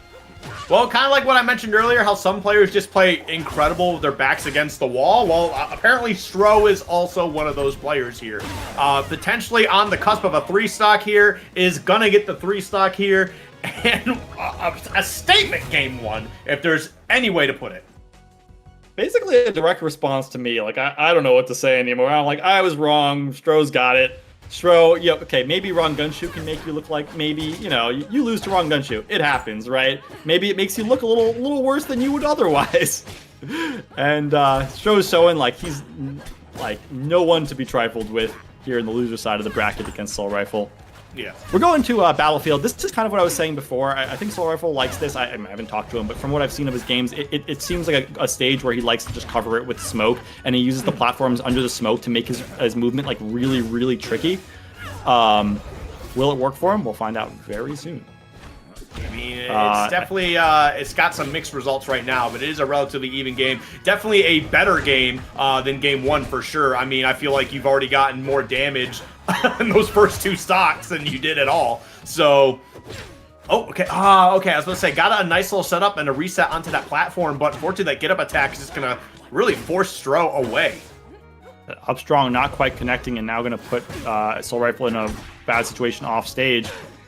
Here we go, that down tilt into the back air. Clean, classic Force Burn confirmed. He's going to take the first stock. So good stuff. That's the first stock taken by Soul Rifle in the set, and it does give him the lead in the game. So that's got to be a good feeling to have. I mean, it's definitely a better position than game 1, but I mean, you are at 90%. So realistically, you probably should be losing the stock somewhat soon. He's got a lot of smoke just throughout. dash attack, dash attack. Charge. Yep. Not needing to burn it yet. These fares just for 6%. But even then, I think it's also having it for a while just to set up that smoke. We've already seen him do that a couple times now. loves to throw out that smoke all over the place, but no, we are going to see the combustion coming through and taking out a huge stock. And now is it Soul Rifle's turn to 3-stock here? Like, what's the deal? What's going on here, guys? I don't know what the deal is with Soul Rifle. Okay, 1 stock taken. Totally unnecessary. Second F smash, F strong, but does it anyways. No 3-stock at least for Stro. But yeah, Soul Rifle looks like a different player here in game 2 completely. Yeah, I mean, that's definitely what you want to see. It could be the stage. Hodojo, I mean, does change things up quite a bit, so. Yeah, whatever it is, stage player, Soul Rifle's locked in right now, looks totally different. Says, you know, you gotta have a short memory as a top player, and clearly he does, because you gotta let that 3-stock go from your mind. Yeah, what a tech there from Stro. That was actually incredible. There we go. Going to be able to keep this combo going here a little bit, getting these stuns into play. And now you're putting yourself in a bit of a precarious position, but it does not matter for too long because you still find a way to keep this advantage. The get-up attack?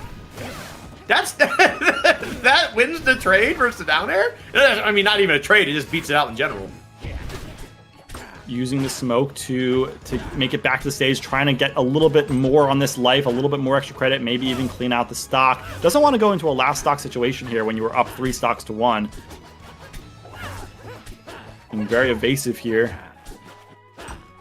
120% on Stro. Can he find maybe a back air? Yes, the back air is what Soul Rifle was looking for. Uses that platform landing to mix up their landing timing, which really helped with the delayed back air, which I think confused Stro a little bit. It's those platforms that Soul Rifle is so good at exploiting. It makes his movement so much more unpredictable than on other stages that I think it really makes it hard for his opponents, especially with the smoke. But there was no smoke there, but I guess he doesn't need it. His movement is just that good.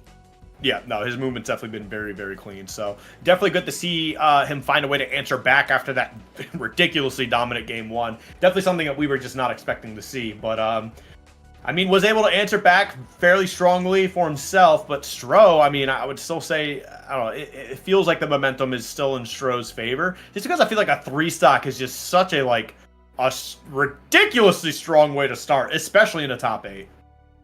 Interesting thought. Me as a competitor, I think in this situation, I'd rather be Soul Rifle. I feel like being able to come back from the 3-stock and be like, no, that was a fluke. Like I can get through my head like that pretty easily. But I don't know. I mean, we're different people. Everyone, has a different mentality. Soul Rifle clearly was not fazed by the 3-stock as well. I'm interested to see the stage pick because clearly that small stage with a lot of platforms benefited Soul Rifle, and I think that if Stro is thinking the same way I am, they're going to try to get something with a little bit larger of a main platform or a little bit more spread out of platforms. And I think there's enough stages that with full DSR, not enough things have been stricken out yet that they probably have a good stage to go to. Is the stream working for you? They probably just haven't gone into game yet. They haven't gone into game yet.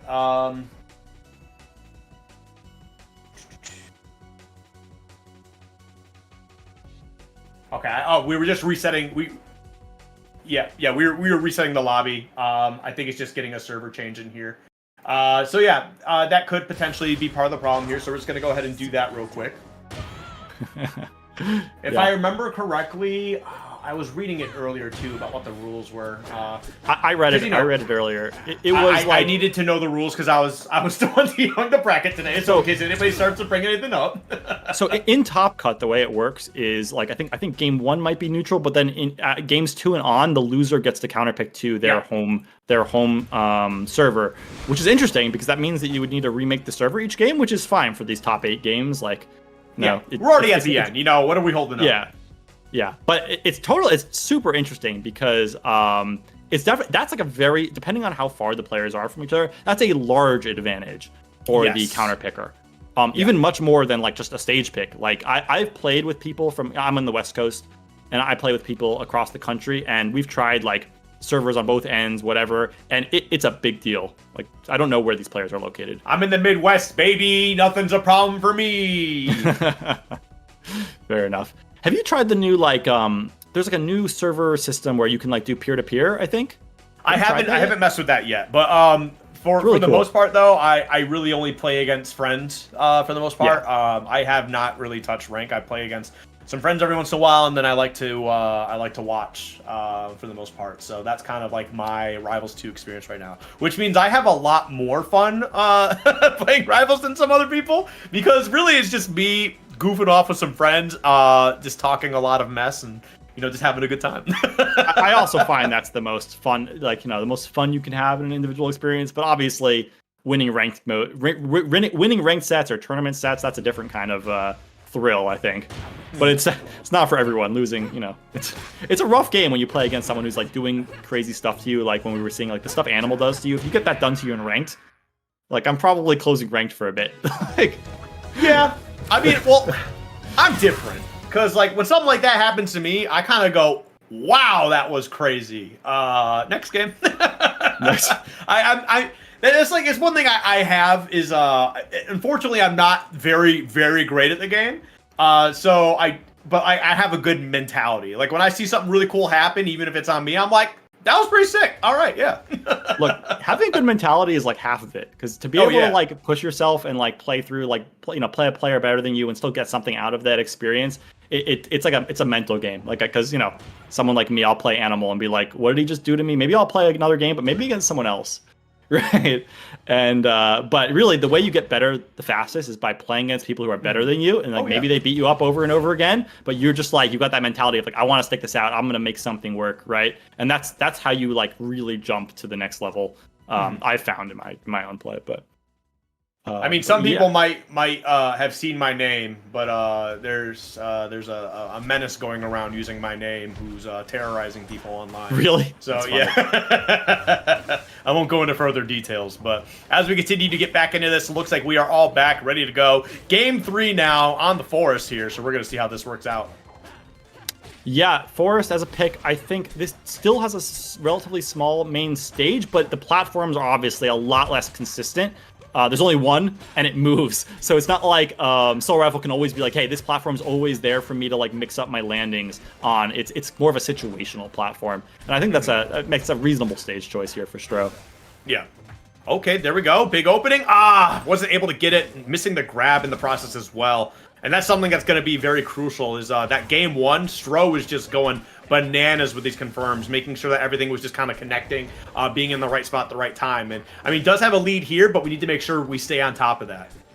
Yeah, we know this is Rivals 2. Leads can change very quickly, especially when you haven't actually finished off the stock. You got to finish your plate to like solidify the lead.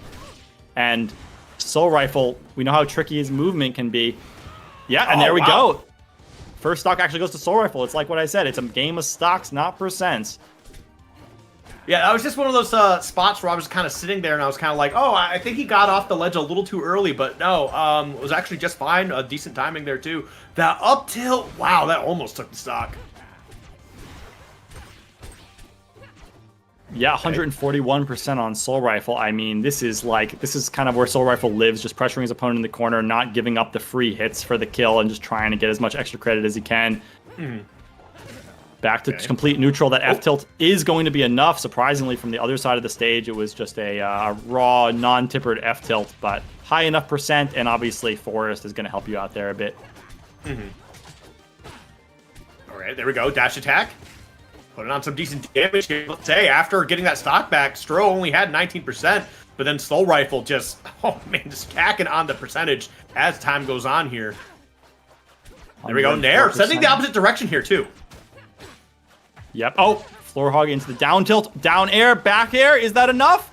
No, not even on Forest, but 130%. That was a really good string. Here we go, dash attack. Just over and over again, sending Stro off stage into the corner. There we go. Good reversal by Stro into the grab. Okay. Fights his way off the stage.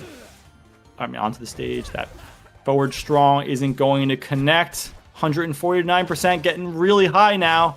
There we go. Forward tilt. Oh! Wow, okay, gonna drop shield just at the wrong time. That down strong gonna be able to find a way to close out that stock. Now 75% here. Stro should be able to find a way to get something decent going here. But that platform barely lifting him right out of the way so that Soul Rifle is not able to keep that combo going. I mean, he's getting a string going, but the combo stopped. Yep.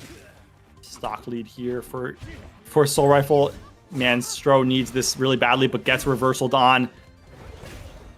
Soul Rifle's got a lot of smoke hanging around these ledges. Able to get back on with the special get up into the back area. Is that going to get the kill? Not quite yet. A trade there. That's not what Stro wants. Okay, okay. Just get up. Yeah, you forward strong, and that's going to be able to take that stock here. But here's what we're looking at right now, 107%, and it doesn't take much for Forsburn to really close out the stock here. I mean, that back air is already going to be a lethal tool as it is, but the clone coming through, being a menace, being a problem. And that's just kind of half the gameplay that Soul Rifle is in general as well. He's also a menace. Down air, tech chase into the down strong isn't going to take the stock just quite yet. But 145 has opponents in the corner. What was that trade? Okay. And this is that patient neutral that we know Soul Rifle is so good at. He knows what he wants, and what he wants is a strong back air. He's just going to wait for the right opportunity. He wants Stro to run into him. Oh! That is the shield break into the back air. That's that patience. He waits out long enough, and eventually he saw the opportunity. His opponent had a low shield, and he just went for it. Yep. I mean, that's just... That back air is something else, man. That back air is messed up. That is a move of all time for sure. But that is going to be Soul Rifle going up 2-1 here.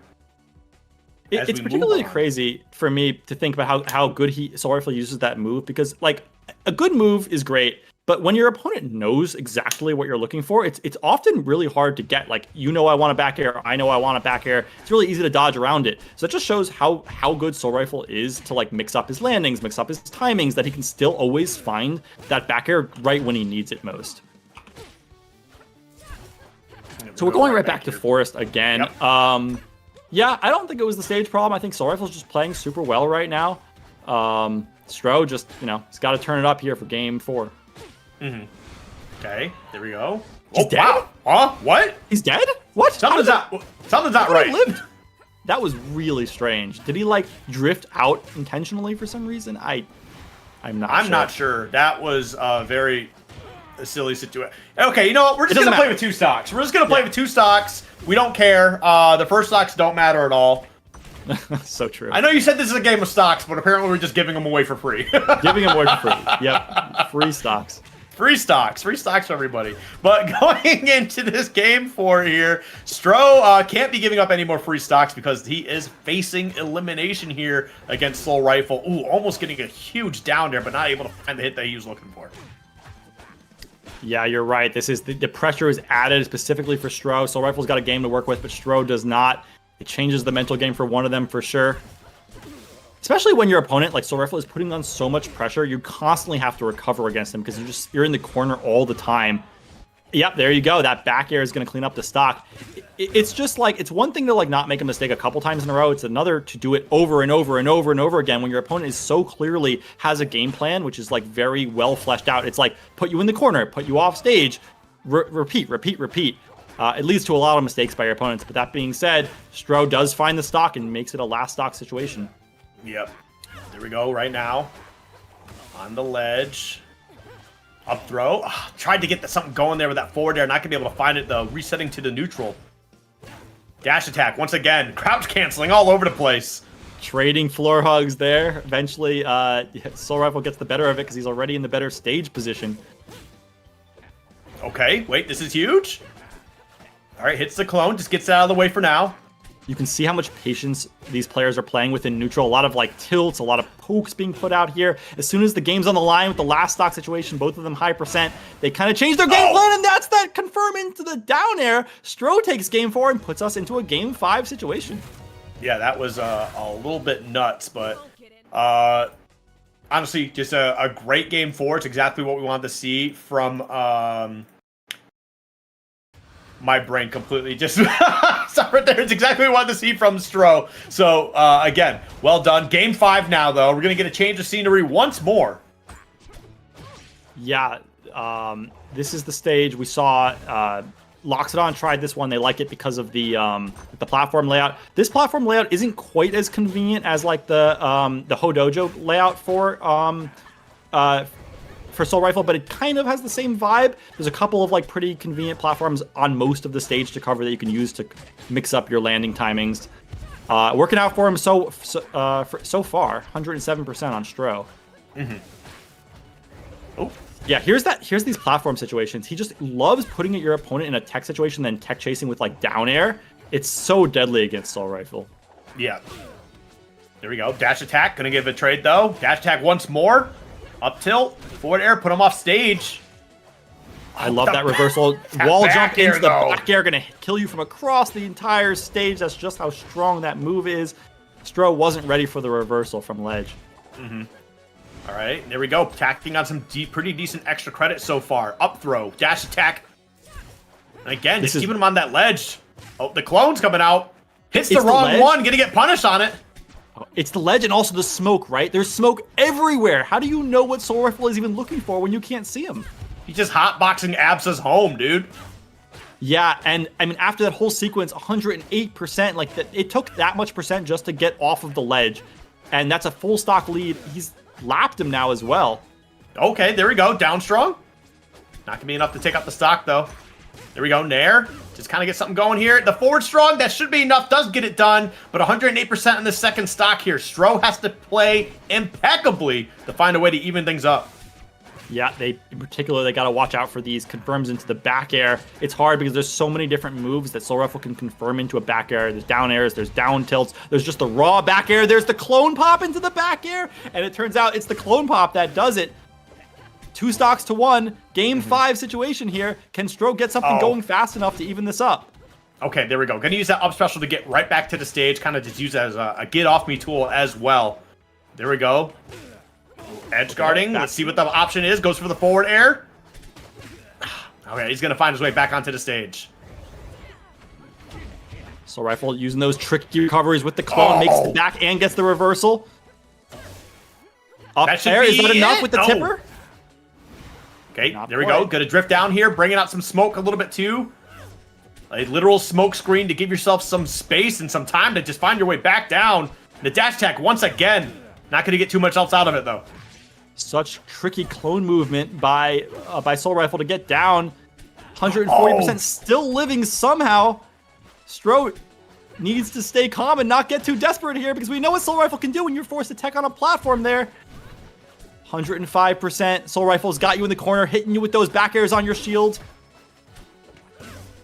Okay, goes for the forward throw. Okay, we're just going to take the stock with a forward throw. But now, 105% separating the two. On this final stock here for Stro, and that down strong is not going to be enough here. We are going to get a bunch of smoke on the screen. And that should be able to close that out, and that certainly will do it as Soul Rifle clutches out the game 5. And he will be moving on to take on Animal in loser semis. Yeah, I mean, despite that first game 3 stock by Stro, Soul Rifle, maintain their composure. They've got that, throw away that memory of the game. Doesn't really matter. Strong rest of the set. Yeah, it was close though, but man, when Soul Rifle has you in the corner, has the smoke set up, has the platforms to use for their like tricky movement and tricky back air positioning, it really feels like their opponents like have nothing to do. They have no answer to that, because to answer something, you have to at least like be able to see your opponent and like know where they are, where they're throwing out back airs, and Soul Rifle just is relentless. We saw like in one situation starting at like basically 0, he got his opponent from like 0 to like 108%. That was all ledge. That was like, you don't know where I'm at the ledge. I'm just gonna rinse and repeat. I'm gonna hit you off. I'm gonna hit you off. You're gonna be in the corner. You're not gonna know where I am. I'm gonna throw you. Like it's just kind of overwhelming to play against. Yeah. Wow. Okay, so I think, okay, cool, yeah. So we are going to be getting into our winners finals match, but before we get there, I believe we are going to be taking a small little break. Everybody, stretch out, get some water a little bit, but we will be right back with the top 4 action. Going to be starting off with winners finals when we come right back, so don't go anywhere.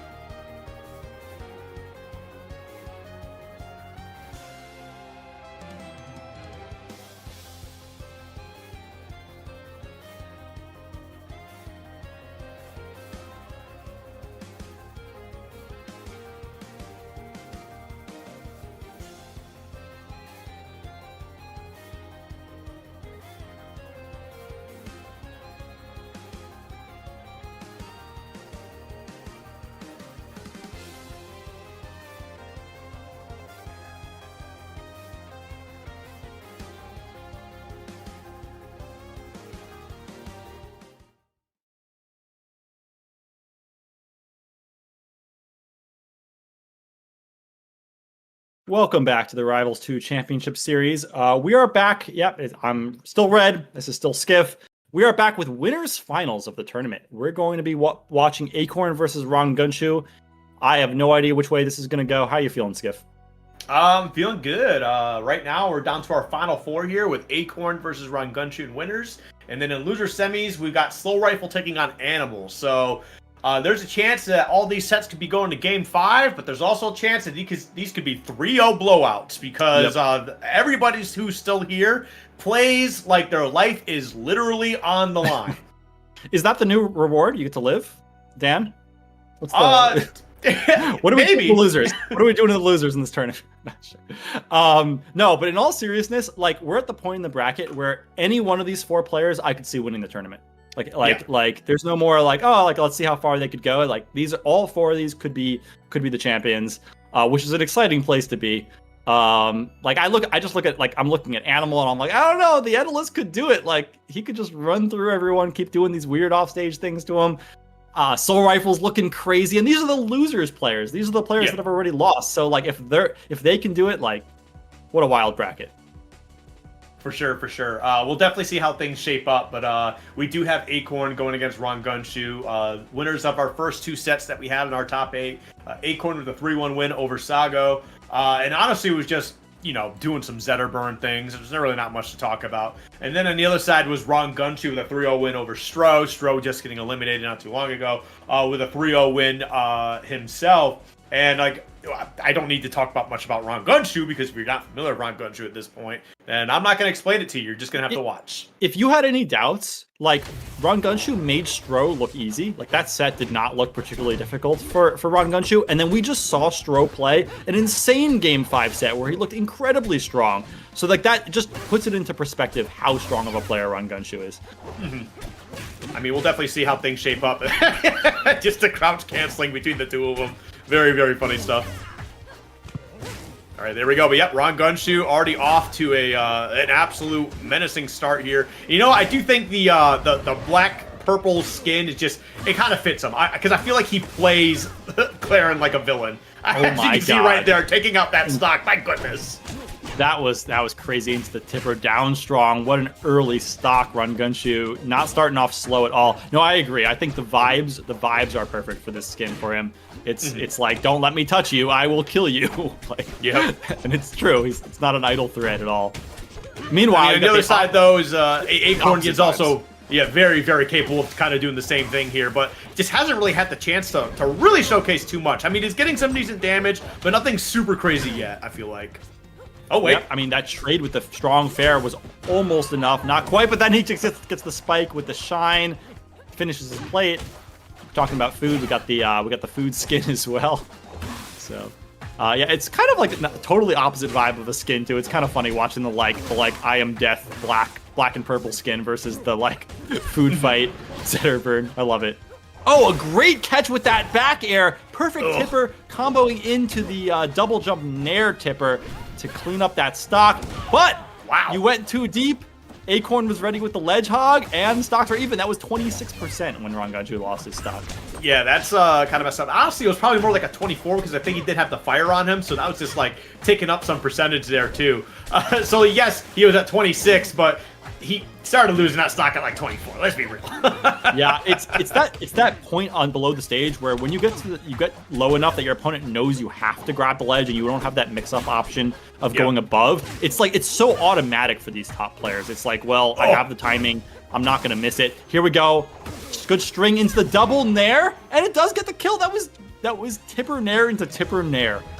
Confirm off the side. That is some Ron Gunshu gameplay. So remember what I was just telling you guys? If you're not familiar with Ron Gunshu, you're going to learn really quick. Well, there we go.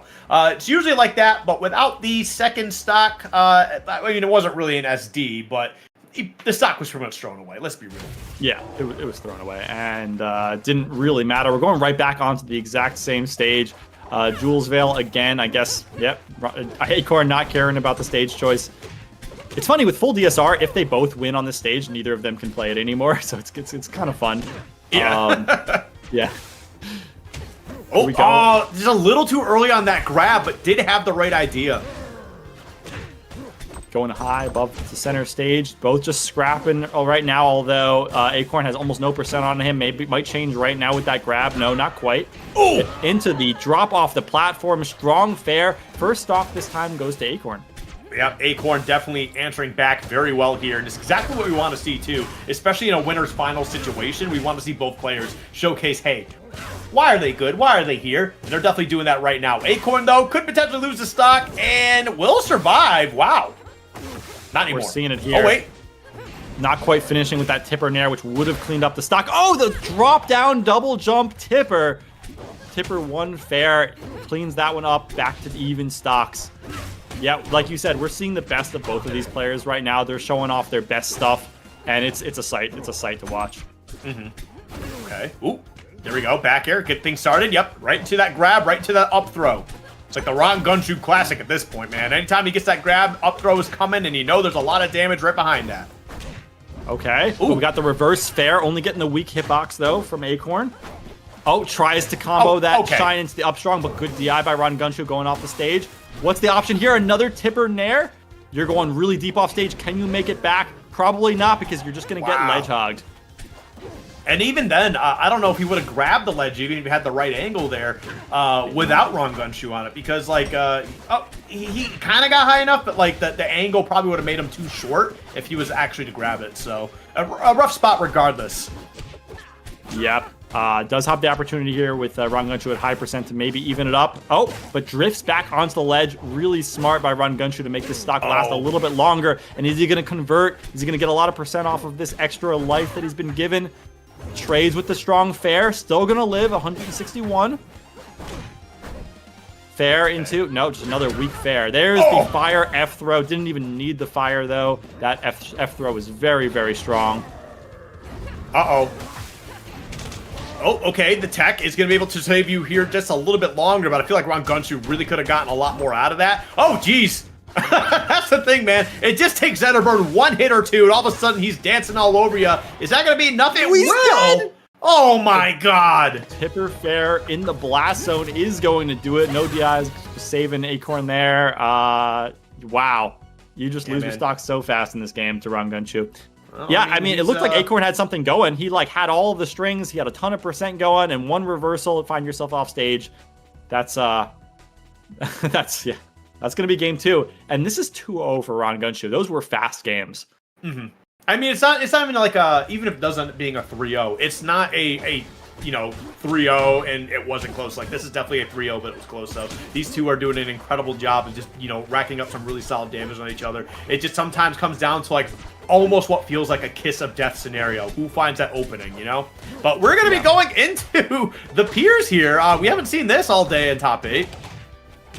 Yeah, this is a fun stage. I like the little tiny platforms which make... oh, wow, into the fire, F strong, 105. That is going to get the kill. What I was saying is these platforms make it really easy to tech chase on. If you ever get stuck on these platforms, these players will do nasty things to you because there's really nowhere to tech away from. So we'll see if that comes into play here. I mean, I'm happy that Acorn decided not to just run it back into Jules Vale, so I mean, we'll take anywhere else right now. And honestly, it's working out very much for him. Already 57% in the second stock. Oh, going a little too high there. Now you're going to get a small punish on it, but nothing too crazy. You still have the advantage. You still have center stage. Oh, jeez! I feel like the reality of the situation has finally caught up to Acorn. He's like, I'm in winners finals. I'm down 2-0. Like, what am I doing here? I need to turn it on right now. And wow, 3 stocks to 1, almost no percent on Acorn. This looks like a different player.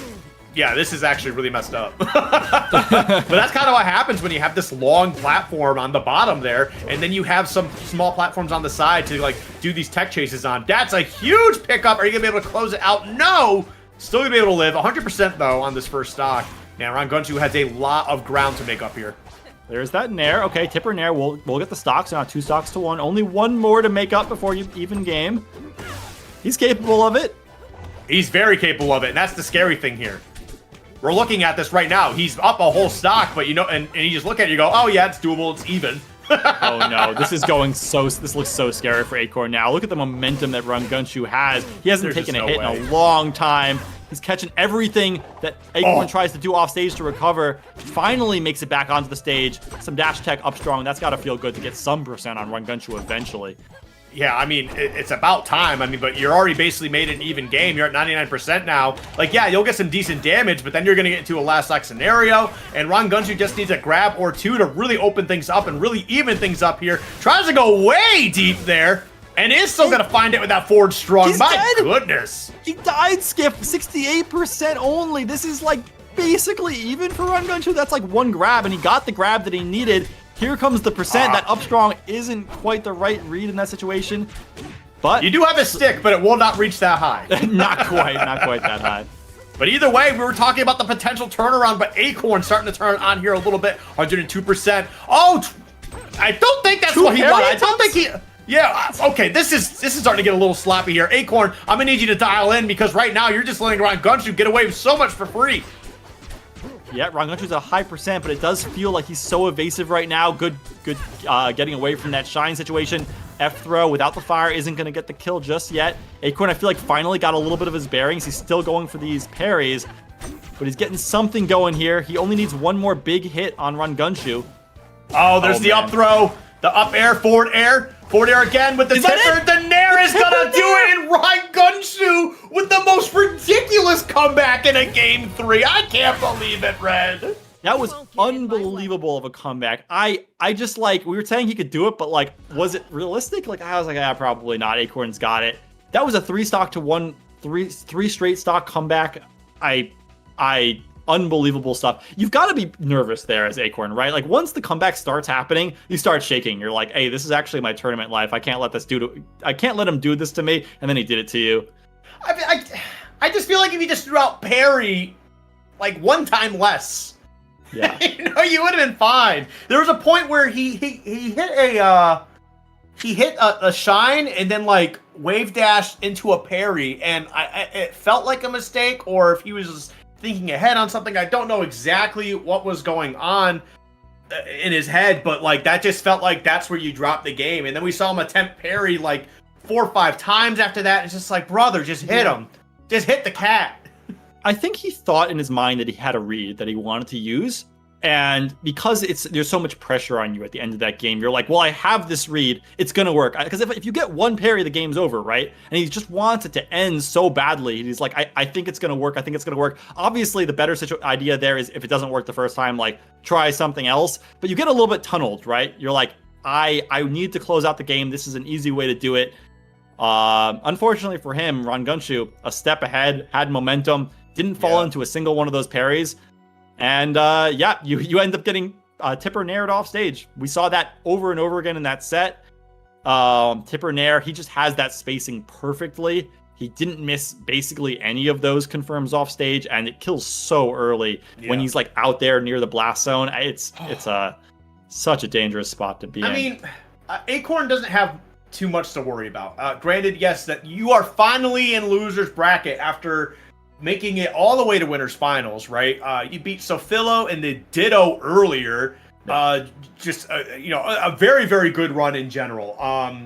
There's been upsets all day today, and even though that was a 3-0, the tried and true 3-0, but it was close though. And honestly, that last game just kind of really getting away from you. But you were up 3 stocks to 1 at one point, right? So, like, it's not like Acorn's here as a fluke. Like, obviously, he's very capable, but he is going to have his hands full, though, because we're going to get into our next match, which is going to be Soul Rifle taking on Animal, and I feel like either direction here, it's going to be a tough one. But a guaranteed third, I think, is still a very good tournament for Acorn.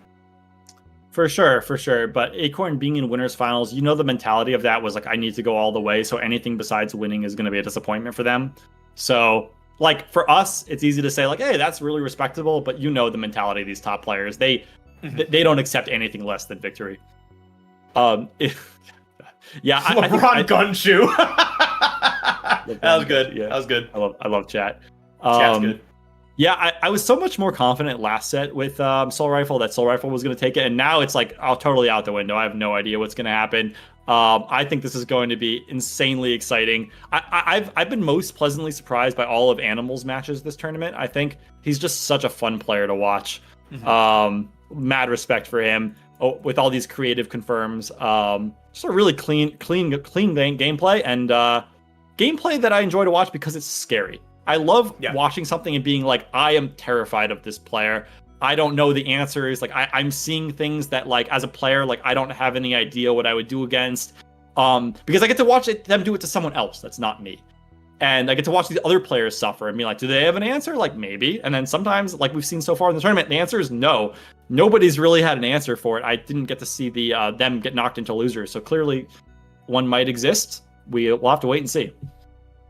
Yeah, I think right now we're just kind of waiting on Soul Rifle, so get in here. All right, never mind. All right, no, we're good. All right, he's in the chat. He's in the chat. So he is alive. He is kicking. We are going to get into our loser semis here. And man, yeah, but going to be seeing that Forsburn versus the Edilus. And this is going to be a wild one, too, because both these characters have some really crazy things. Both the players are very good representatives of their characters as well. So it's gonna be a crazy one. But this is the thing, kind of what I said before we got this top 4 started. It could be game 5s, it could be 3-0s. That's literally just how good all of these players are. It just comes down to a moment's notice sometimes. Yeah, I suspect that we're gonna see, as much as we've seen it so far, like where I feel like 75% of these games have been fought like off stage or at the ledge. Like that's gonna be even more so in this set. Both of these players have been getting like most of their kills, most of their percent off stage at ledge. We've seen Animal be relentless off stage. We've seen Soul Rifle just never let up at the ledge. And you've got both of them going against each other. I feel like regardless of who's in the advantage, I think this is going to be a game played like off stage and at the ledge. Mm-hmm. Yeah, I mean, we'll definitely see. It's going to be a tough one for sure. But the other side of it, too, is like, Soul Rifle does have a lot of that smoke. Or not just Soul Rifle, but, Forsburn in general has a lot of that smoke to kind of really disrupt some of the, ledge trapping or edge guarding attempts that Animal will have at his disposal here. Now, the icicles are going to come in very, very clutch here for when all this smoke is off stage. So it's going to be interesting to see how these two players kind of play around all of this. It's incredible how fast Soul Rifle just covered the entire stage in the ledge with that smoke. Did you see him wave dash across the stage with that smoke out and then get it off the stage as well? He's so on point with covering everything. If Animal isn't on point with clearing that smoke, okay, yeah, he just loses his first stock. With clearing that smoke, he's going to slowly find himself overwhelmed by not being able to see Soul Rifle at all. Mm-hmm. Oh, there we go. There's going to be one. Spike. Is he going to be able to make it back? Well, definitely not now. No. Yeah, Animal's, as soon as he got him off stage, like, it's just blood in the water. He's just swarming like a shark. He's like, yeah, I'm going to get this. He fooled me. I thought when he first air dodged that first icicle and there was no follow-up by Animal, I thought he was out of the woods, and boy, was I wrong. Animal was totally ready with that up B spike to finish it off. Uh-oh. This is going to be... Okay, he is going to be able to make it back on the stage. The Nair was a little bit helpful, but not for too much stronger as that up strong coming through. Big stock and the big lead coming through from Animal right now. This is just like what we saw in those other sets. Like his opponent might get like a good lead to start off the game, but then Animal, like, in a matter of like 45 seconds, takes 2 straight stocks, and suddenly it's Animal's game to lose. His explosiveness is unreal. Here we go. Soul Rifle an opportunity with his opponent in the corner trying to recover. He has hit a couple of these back airs. There's that down tilt into the F strong. Edilus is very heavy, not going to kill yet, but eventually uses that smoke to fake out where he was. Animal was totally not ready for him to be there with that back air at all. No, that was just very well done from Soul Rifle. Very good, very well executed as well. But now you have one more stock to get through, and it is Animal back on stage here. So this is where the problem really kind of comes into play. There we go, gets the grab back. Oh my goodness, what a combo getting things started here. The ISO coming through. Oh wow, and gonna be able to find his way back onto the stage with the up tilt, the dash attack coming through. And now can you get your own edge guard? Nah, not able to find it. Okay, Animal's opportunity. Those icicles didn't quite work, but he does find the strong attack and send Forsburn deep up in the top of the stage. We know what he does in this situation. He puts the smoke out. He tries to make the recovery really tricky. It works for him this time. He regains stage control and control of this ledge, gets that back air, sends Animal deep off stage, tries to use the icicles to cover his recovery. But all of this smoke means that it's extremely tough for Animal to figure out where Soul Rifle is at any given moment. And again, he gets caught by the surprise back air. He just doesn't know where Soul Rifle is, and so suddenly he's out of the smoke with a back air, and you're dead. Oh my goodness. It's the smoke. It's the smoke. It's crazy because Animal did do a good job of clearing the smoke whenever he had the opportunity. But when he's the one getting hit off stage repeatedly, there's really nothing he can do to clear the smoke. And it gives Soul Rifle such an amazing opportunity to finally get to use all of the tricks in his toolbox and be like, look, you don't even know if I'm on stage right now. I could be deep off stage looking for a back air, and you just can't know. And it worked out twice. They're fighting behind me right now. Yeah, look behind you, Skiff. I guess we're going to Hyperborean Harbor. I'm sad we haven't seen any rock wall yet. They haven't played on my stage. Why no rock wall? Okay. I don't know. It's been a very interesting day in terms of stage choices for the most part. Like, we're seeing a lot of the usuals, but then we're seeing some that is like, why aren't we seeing this? Or why are we seeing this? So either way, though, Hyperborean Harbor is going to be coming into play here. We're going to see how well this works out for Animal. I mean, right now he's off to a very hot start and going to toss him way down there. Should be able to recover. Well, not anymore. Before the. I don't think so. This is a stage where getting to the wall is especially difficult, and obviously, you know, every character wants to get to the wall, but Forsborn usually is pretty good at it with that side B. But it's just there's so much extra distance, and obviously, that hit off stage just catches him extremely deep to even up the stocks. Yeah, I mean, Edalus is not a character that cares as much just because their recovery is very vertical. Like, obviously, they like to get to the wall to reset it, but they can just go high if they want. And I think Forsborn has less of, oh my god. This stage is working out so well for Animal right now. He just puts his opponents into such a weird, awkward spot off stage. And is he dead again? He's just going to grab... okay, he does make it back. Very I thought he was gone too. I was with you. But, you know, that's just kind of what happens sometimes. Sometimes you just start losing your stocks out of nowhere, and you got to figure out what was going on. But either way, we still got one stock left here for Soul Rifle, but... just barely missing out on that up air. Unfortunate for him, but... the reversal goes a little bit too low. Gets caught by the uppy spike. See you later. Game 2 goes straight to Animal. That was an unfortunate place to be in for Soul Rifle. He did not want to be under the bear. That was a very fast game 2. Animal being able to answer back very quickly definitely says a lot about the rest of the set going forward. But it is one apiece currently. That there is DSR in this. Doesn't even need to ban that stage. He certainly would never go back to that stage, I think, even if he had the opportunity. That was gross. I think you should always have the opportunity to go back to Hyperborean Harbor. Everybody hates it. Okay, so completely different stage choice here. Nothing like Hyperborean Harbor. Much smaller main platform. Couple of reliable platforms on the sides. This is much more of like a Hodojo stage. I assume Hodojo was banned because that's like one of Soul Rifle's favorite stages, I believe. I mean, the other side of it too is that this is just a smaller stage in general, so it should definitely help Soul Rifle, you know, stay on top of these combos, keeping the pressure onto Animal at all times. But the reverse can happen here, so I mean, he does have to be very aware, very careful, and that could potentially be a stock. Is he going to be able to get it done? He does have to smoke. Yeah, the smoke was absolutely essential for getting enough height to get back. I don't know if he's gonna. Yeah, he doesn't able to recover there. Not able to make it to the wall in time. That up strong. Not quite connecting. That would have been pretty important for evening up the game. Another opportunity here. Gets right back onto the stage, though. Okay. Here we go. Tries to up strong again. This time it's enough. This time it does connect. Yeah. Doesn't work the first time. Just try it again. Yep. Ice all over the place right now as well. Okay. He's going to be able to get back down to the stage. Oh, jeez. Big damage. Hits him all over the place. Oh, God. Oh, and the spike with the up B. Still another opportunity to get back. No! I think actually if he held on to the ledge any longer, he probably would have got hit. But unfortunate for him, he just was not able to get that ledge hog scenario. Okay, this time trying to go high, but that was called out by Soul Rifle. Soul Rifle was there at the top of the stage with that back air waiting for Animal. And the second stock goes for him. He has the combustion charge. We'll see if he uses this for the confirm that we saw earlier, or if he just uses it to recover from the stage. That's that up there going to send you in an awkward situation. Yeah, you're going to have to blow it on the smoke. Why was he able to do that? I don't know. Oh, man. Either way, Animal's definitely struggling to kind of get this second stock out of the way right now. Oh, great read with that back air. Now the pressure mounting. Okay, that's going to be able to clean that one up. And now one stock apiece. 80%, though. This is not a bad spot for Soul Rifle at all. dash attack to up strong. He's done that like 6 times in this one game, and it's worked almost every time except for that one time it didn't connect. It's gotten 2 stocks from it. It's working really well, but he's got a lot of percent to make up because he's at 120. His opponent only at 7 in the last stock. Gets that floor hug on that fair. That jump was huge, being able to get out of the way of that, but that back air is going to be able to clean that one up as Soul Rifle goes up 2-1. Man, yeah, what a crazy back and forth set we have right now.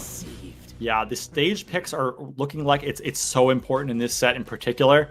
I wonder if there are any stages left for Animal or to pick here that are like really dominant for him. I assume there are. There's still a bunch left. Let's see. I'm looking at the bans right now. He banned Fire Capital, obviously. You can't go back to Harbor. Rockwall is banned. So we're going to Air Armada. Interesting. This makes a lot of sense. This makes a lot of sense. This is another stage sort of like Harbor where it's harder to get to a wall for Soul Rifle, obviously. And if you do as a vertical recovery as Daedalus, that's something that you can do pretty well if you need to without the wall. Also, short top blast zones so that those dash attack up strongs are going to kill pretty early as Daedalus as well. I mean, right now you got to worry about getting past these back airs. I thought the back airs from Forsberg were annoying. Let me introduce you to Daedalus here. But right now we got the forward airs coming through. Gonna miss out on that down air attempt, but not too bad regardless. You're still getting some pretty solid damage here. Gets the clone out of the way. Oh, we're just gonna throw that out and go. Okay, yeah, okay. You just scoop them. Sure, why not? Another one. And now, now you just get the stock. Yeah, okay, Animal. You can do whatever you want. That was up strong, icicles, back air, up strong? What kind of a sequence was that? That was gross. Okay, here we go. Animal with a lead here in game 4. He deserves it after that sequence, honestly. Oh, if he didn't have a lead here, that'd be messed up. There'd be a problem in this game. But either way, yes, does have a nice solid lead here, 109%, and getting some really solid damage here as well, going way low. I don't think that's exactly what we wanted to do, but I guess no harm, no foul. Can you get your way back to the stage here? Gonna try for it? No. Throw out the icicles, hope for the best, and then just move on. The stage pick working out against him there a little bit. No wall to jump off of. Just gonna die off the side. Okay, here we go. Fair into fair. That move is so strong. Gonna kill off the side. Animal regains his 1 stock lead. Okay, there we go. Back air, putting you onto the stage. Tries to go for the downer, not gonna be able to find a way through. Animal throwing out these fairs in the corner. He's got a string started here. Oh my god, the pressure here is huge. Great reaction on that with the dash back into the grab as well. Okay, and there we go. Back there, putting him on stage. To go high. So far, Soul Rifle has done a good job of covering those high recoveries, but not this time. There's the icicles into another up air. Is he able to get back here? He is, because no ledge hog from Animal. Animal maybe got confused by the clone a little bit, not sure. I mean, at that point, you kind of just get up, because if you don't get the clone, it's like, because if he gets back onto the stage, right, you kind of hold, just trying to hope for the best, then like he has stage advantage on you. So you're better off just kind of like giving up the ledge, just getting back onto the stage in general. But the forward strong is going to be able to clean that one up as a strong 2 stock. But now we go into a game 5 scenario with Soul Rifle's counter pick. So this could be a bit of a problem here. Yeah, more than any of the other sets we've seen, the stage picks I think have been come into play for both these players. It looks like on their comfortable stages, they just kind of like dominate, and when they don't have their stage pick, like things go poorly for them. The thing about this is with full DSR, all of those stages are out the window. So there's like a much smaller stage list to choose from here. I wonder what is left for Soul Rifle to pick that's like the kind of stage that he wants, which is basically like a small stage. Yeah, he has to pick Forest. It does have the small main platform, but it doesn't have the platforms that he likes. So it's a bit of a trade-off. It's the best he can do given the stages available. I think that this is going to be more of an even game than we've seen before, because this is more of a neutral stage, I think. Yeah. Yeah, it'll definitely be interesting to see how this plays out. Dude, he is throwing these out, man. These are haymakers, and they're connecting, too. Some of them are getting, like, some of these weird scoops, and some of them are, like, barely chipping. But, man, it is working out for him. And, again, dash attack, down air, not able to recover. That's an early stock here for Animal. A missed tech opportunity for Soul Rifle, and that's at one of the most important situations at all. It's a game 5 missed tech, and you lose your stock first. Soul Rifle, though, he's got to turn it on right now. That's what he's doing. He's gonna see if he can cover the high recovery with the smoke. He just waits on the stage, and he tricked him again. He tricked him by every other time in that situation. He had gone high and tried to cover the recovery. This time, he waited in the smoke on stage. Animal's sitting there going, is he in the smoke? Is he gonna hit me with a back air? He just lands empty and gets hit on the stage. I love the tricks that Soul Rifle is pulling out here. Oh, man, okay, wasn't able to keep it going, but no, Animal's been doing a great job with these wave dash backs into getting the grab, just kind of recognizing what Soul Rifle's going to be doing for a defensive option here. But now, Soul Rifle, up tilt, nair, kind of drag him down. Can he keep it going? Okay, a couple fairs, aerials all over the place, but the downer coming right back, and again, reacting to the roll in. Oh, barely missing out, but it does not matter, because if you just miss, you just throw up air for free. It's that relentlessness off stage. It's you think you're safe from Animal, you think you dodged the thing that he was trying to hit you with, and then he hits you with another one, and you're still not safe. Yep, that one's gonna catch him there. You kind of telegraphed that one too, with how much you were charging it. I mean, he kind of had all the time in the world to just get out there and hit you. Game 5, last stock situation. Who is it going to be? Who is going to advance into losers finals? Soul Rifle's got something going here. Scrapping here, okay. Even percents. There we go. Some big damage. Back air. 67%. Oh, wow. Almost went for the game winner right there. The set winner as well. That would have been huge, but now down air 1. Goes for the up special. Not going to get the spike out of it. And he is going to make it back to the stage. Oh, my goodness. I was so worried for him there. Animal threw so many different things that could have killed him, but somehow makes it back. And now he confronts it with the back air. The back air is just enough on Morris to get the kill and the set. Unbelievable ending there. Crazy game 5 ending. Oh my goodness. Yeah, I mean, that's the kind of thing where I wasn't sure how the stage pick was going to work out, but right when he needed it most, Forrest came in clutch with the small side blast zones. That back air barely killed. That was crazy, man. You really got to hand it to Soul Rifle as well. I mean, just so many like big stocks, just catching them on the recovery. I don't know if it's just Animal, just feeling the nerves, or just saying like I have to go as high as possible, but pretty much just serving up stocks on a silver platter to Soul Rifle. But hey, a great game 5, right down to the wire as well. Really got to hand it to Soul Rifle, and a great run from Animal today as well. Absolutely, Animal's run was he was blazing through that losers bracket. He looked completely unstoppable until he ran into Soul Rifle. Yeah, I mean, that could have gone either way. If he takes that, like maybe he goes and wins the tournament. That's how close it was. It's just, you find yourself off stage one time against Soul Rifle, you have to guess. Is he going to contest me high? Is he not? If I guess wrong, you get hit by that back air and the set's over. Just how it goes. Yep. All right. Well, that is going to be 3-2. Are they having trouble putting in their scores here? Can you guys do your... God damn it. All right, I'll finish this for them. It was what? Game 1, game 2, and then there, and then there. Submit result. Okay. Here we go. We got that in there. That's game 5 in the books. All right. Well, we're going to be getting on to the next set here. It's going to be losers finals. It's going to be Acorn taking on Soul Rifle. It's going to be interesting. It's not just going to be a battle of two very talented players. It's going to be a battle of an in-game rivalry as well. Zetterburn and Forsburn are going to be duking it out here. It's going to be interesting to see how this all operates. I mean, Acorn obviously playing very well today. Is now finally seeing the losers bracket. Soul Rifle been here for a little bit and has honestly just been torching everybody in his path. Yeah, I mean, this is that losers run that I was alluding to, where he just like goes into losers and then looks like a totally different player. Yeah, I wouldn't want to face Soul Rifle right now for sure. Acorn, though, playing super well. Could go either way. The thing about this is the reward for winning this is that you get to play Run Gunshoe and Grands, who is like legitimately unstoppable. He just 3-0'd his opponent in winners finals. So I don't know. I honestly, if anyone can do it, I think Soul Rifle could maybe take out Run Gunshoe, because you get 3-0'd in winners finals. It's a tough ask. Oh, that's a bold statement. Any of the players in the top 3 could take each other out. No. I was saying I think Soul Rifle is the most likely to be able to do it if he reset it on Run Gunshoe. Yeah, no, I know. Everyone's so good. It's like you could pick anyone. You could just like toss point at random point in the bracket here and be like, maybe this guy, and it's possible. Yeah. But yeah, no, it is going to be Acorn, Mr. Nice Guy. Winner is going to be taking on Run Gunshoe. But yeah, I mean, we'll definitely see if Soul Rifle, still has a lot left in the gas tank. Because that's part of the problem. I don't think he went down into the loser side too early. Where was it? Oh no, it's for the top 8 qualifier. But still, that does make like an extra set for you to have to deal with.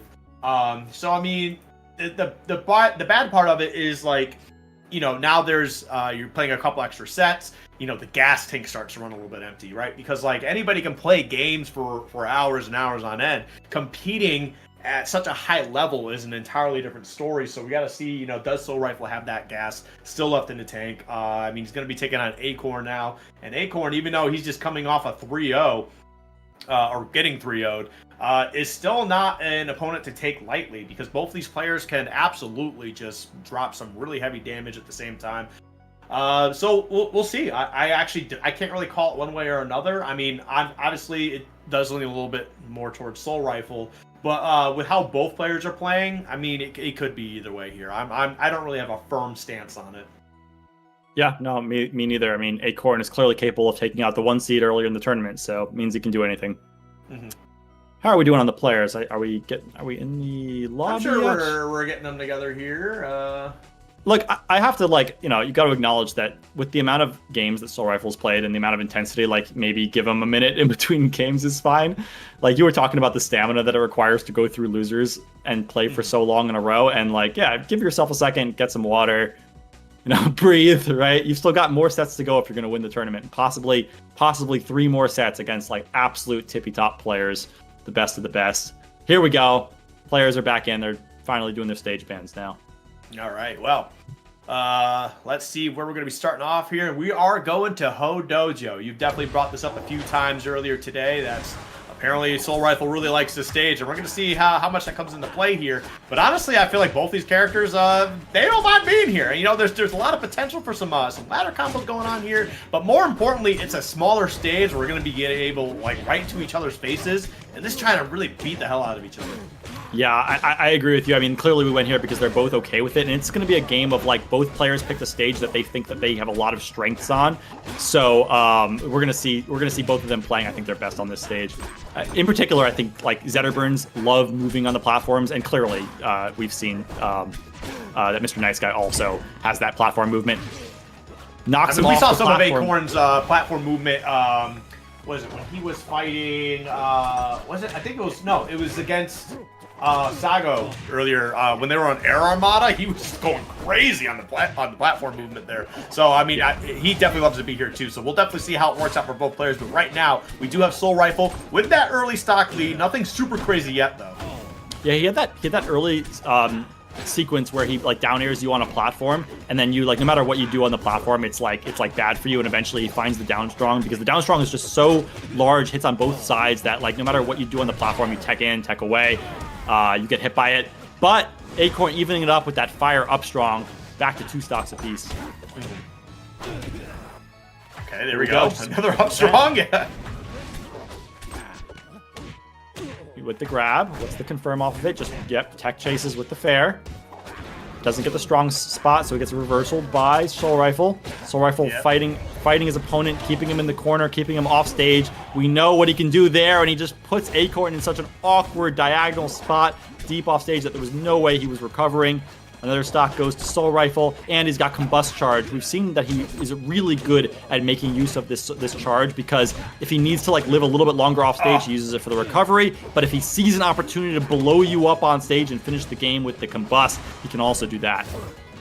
Yep, there we go. Okay. Put some really good pressure on here, but now Soul Rifle onto the stage, going to be able to get a little bit of damage, but not for too much, as we finally see Acorn get that grab into the forward throw there, especially with the fire charge on it. Going to be able to blow up that stock, and now things relatively even. Yeah, it could be anyone's game here. Really, it only takes a couple of hits on this stage for either of these players to convert into a kill. Playing pretty carefully in neutral. This is the most neutral we've seen played in this game so far. Here we go. Soul Rifle gets the advantage in neutral, sends Acorn off stage. He's got him on that platform, which we know he loves that situation. Another platform situation. Doesn't quite get anything off of it. Here we go. Off stage. Okay. There we go. Dash attack. Once again, that dash attack, man, it cooks, it cleans. does the dishes, man. It does everything. Absolutely. Here we go. 125% on Acorn. Any strong back air will probably be enough to do it. Here's the throw into the down strong. Down strong doesn't quite connect on that tech. He dropped it too. Okay, that's good. Oh, you needed both of those hits and you missed both of them. Oh, okay. We do get that one though. That's going to be the most important hit and the one we definitely needed. But man, I thought Soul Rifle threw that game away very, very briefly, just barely missing out on a couple of key moves, but is still able to clean that up. It was that down strong that he missed. He's usually so automatic on catching those like techs with the down strong, and he just did it a little bit too early. But that didn't really matter, like you said. He eventually finds the kill. So first game going to Soul Rifle. Acorn's counter pick here is Jules Veil. Yeah, I wonder what they're thinking here. This is a pretty neutral stage. For all the stages being available, early on in a DSR set, I'm surprised he went here. I guess he just believes in himself. He's like, I don't need anything particularly tricky. Like, just try something different. Yeah. I mean, we'll definitely see how things shape up. But right now, I mean, definitely a very even game between the two of them. Both players kind of taking their turns on the offensive end here. Big pressure coming out. Okay, he is going to be able to get to that ledge. He's going to be able to get up with the get up attack as well. Here's the down air sequences coming out eventually. Acorn is able to find his way out of that. Good tech away. Oh man, just trading floor hug moves. Yep. Neither of them can get a big conversion here. Just minor hits, but there's into the down air, into the down strong. Not quite going to kill. Great DI into the corner by Acorn. Okay, great tech. Ugh, but does it matter though? Last chance to try and get back onto the stage. Yeah, you're not even going to get close to that ledge, and the Hedgehog was already in place anyway, even if he found the way up there. But still, that's just the first stock here in this game too. The Soul Rifle immediately. Oh no. Oh no. Okay, your teching game's good enough. You're going to be able to get back onto the stage at least for a little bit longer. There's one thing Zetaburns are good at, it's wall teching. They know that every time they recover, they're expected to have to wall tech like 5 times minimum. They still take the percentage, obviously, so Soul Rifle's pretty happy with it as well. There's that down air tries the back air, just a little bit misspaced. Oh, the empty land into the grab.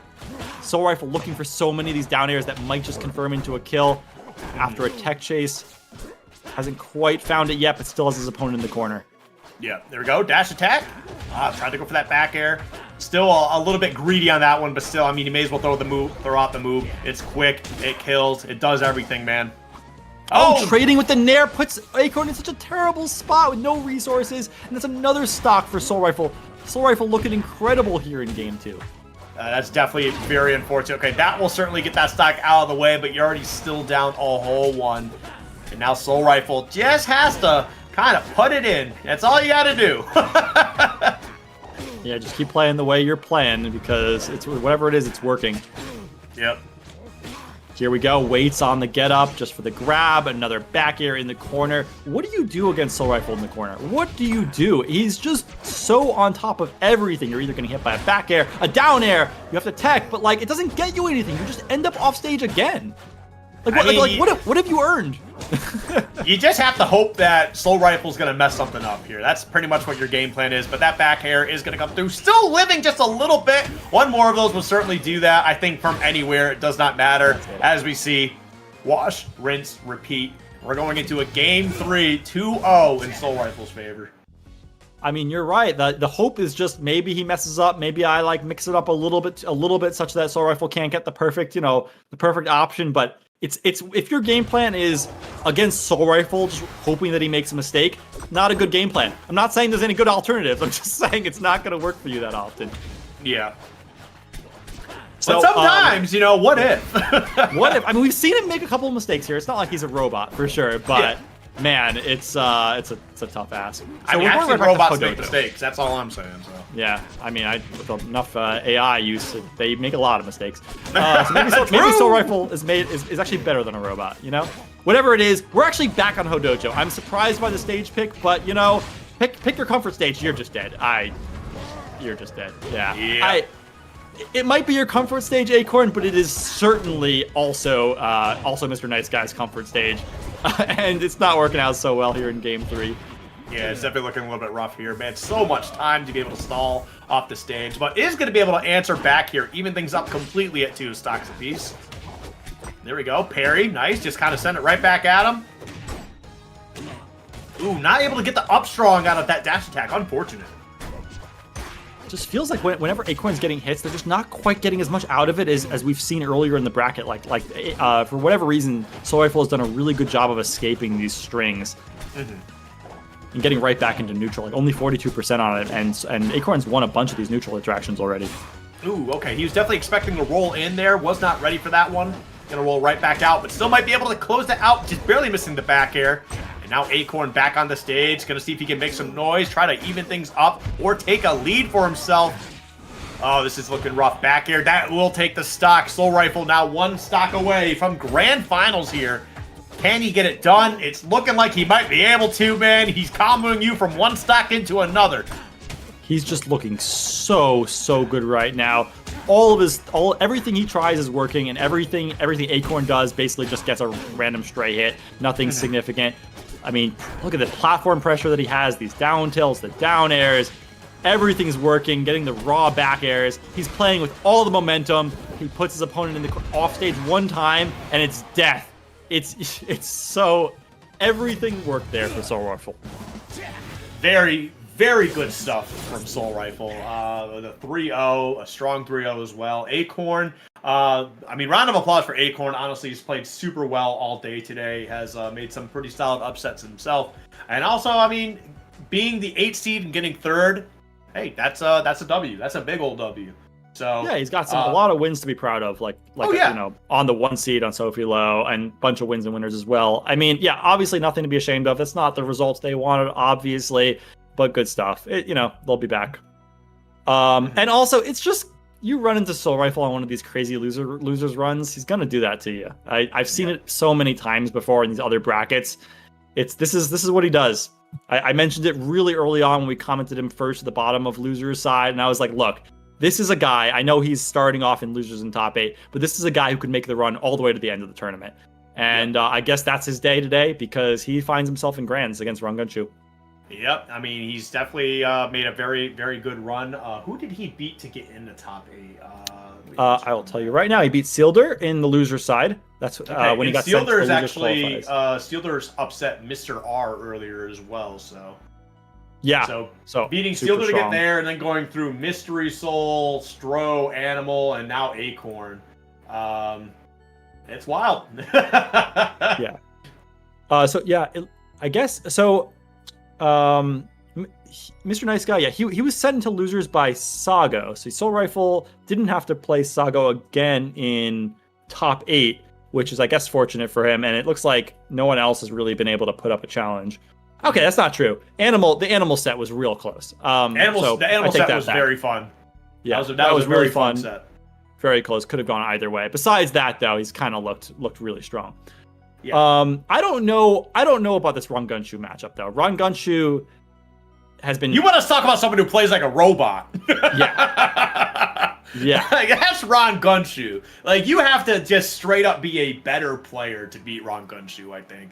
Like, because if you're not on top of your stuff, I mean, like, it's the same thing. Like, he'll grab you, up throw, and all of a sudden you're getting juggled for 30 seconds. The flaws, I feel like, are minimal. So, I mean, just best of luck. Soul Rifle, I mean, obviously, no one here is immortal, but, man, Rangunshu that guy is just like a Terminator, man. It's his conversions. I mean, I think everyone knows watching him. It's easy to see that, like, this guy has his conversions down. You don't want to take a single hit from this guy because you could lose your stock.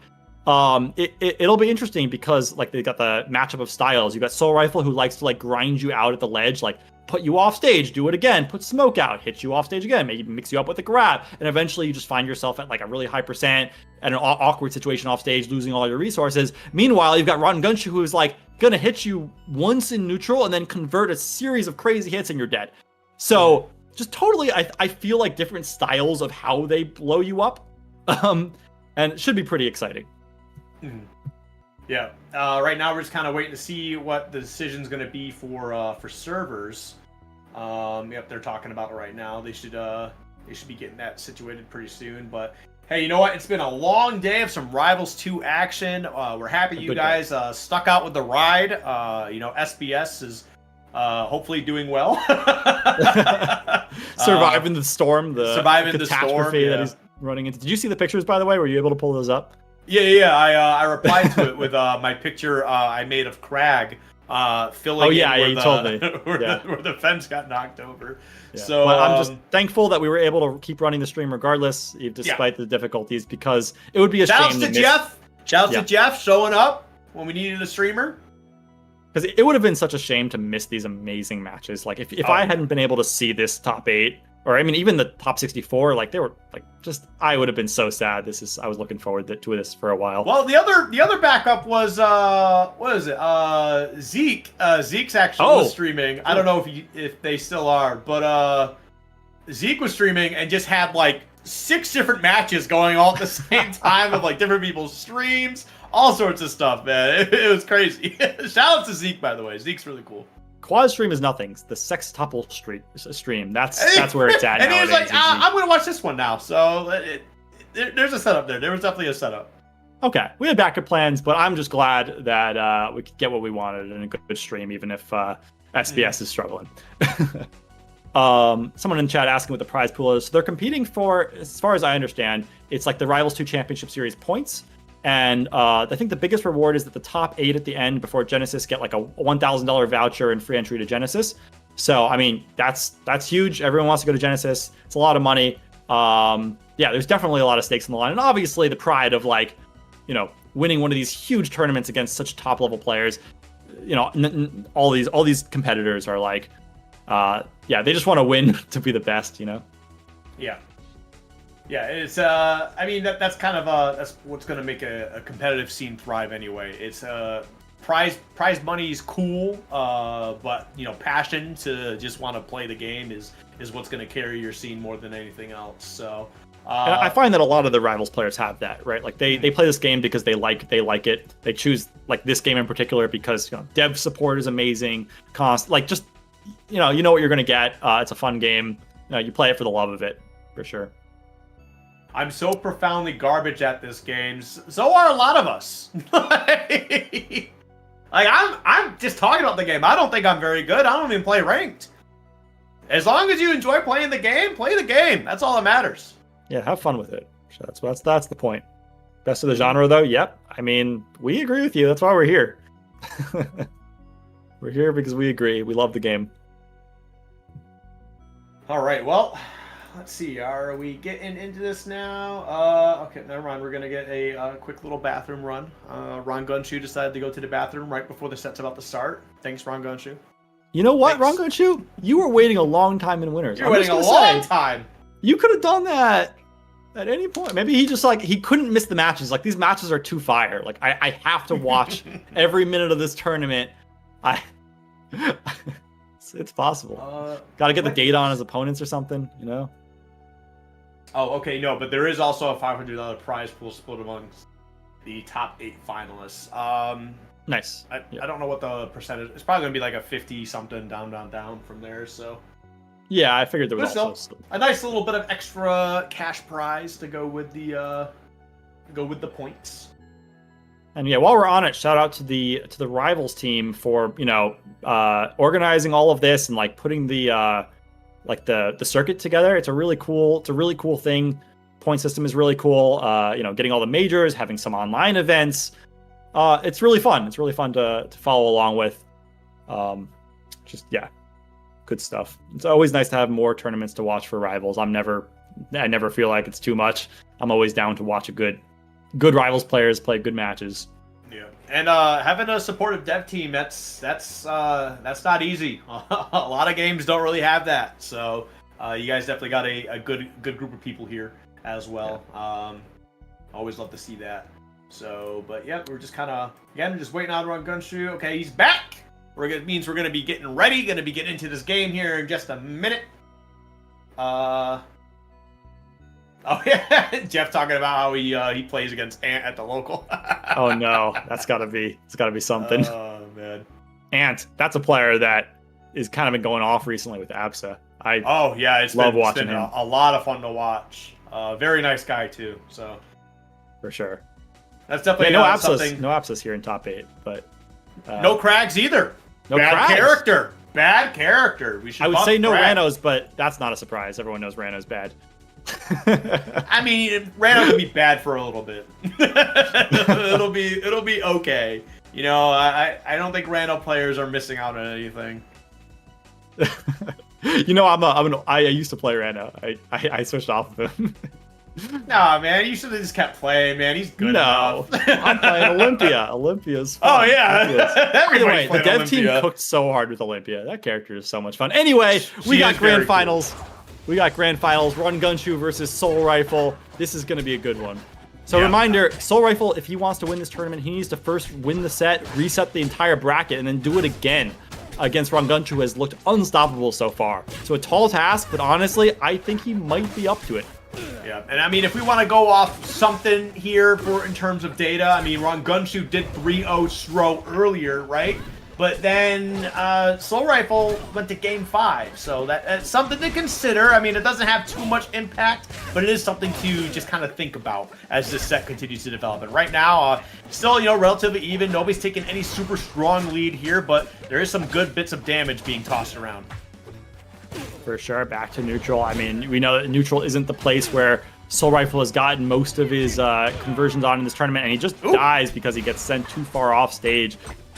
Yep, spreads that smoke. Run Gunshu is going to do a good job of just clearing it whenever he has an opportunity. You know, you can tell from the previous games, you don't want to fight Soul Rifle when he's got all the smoke set up. It's too difficult to figure out what he wants to do to you.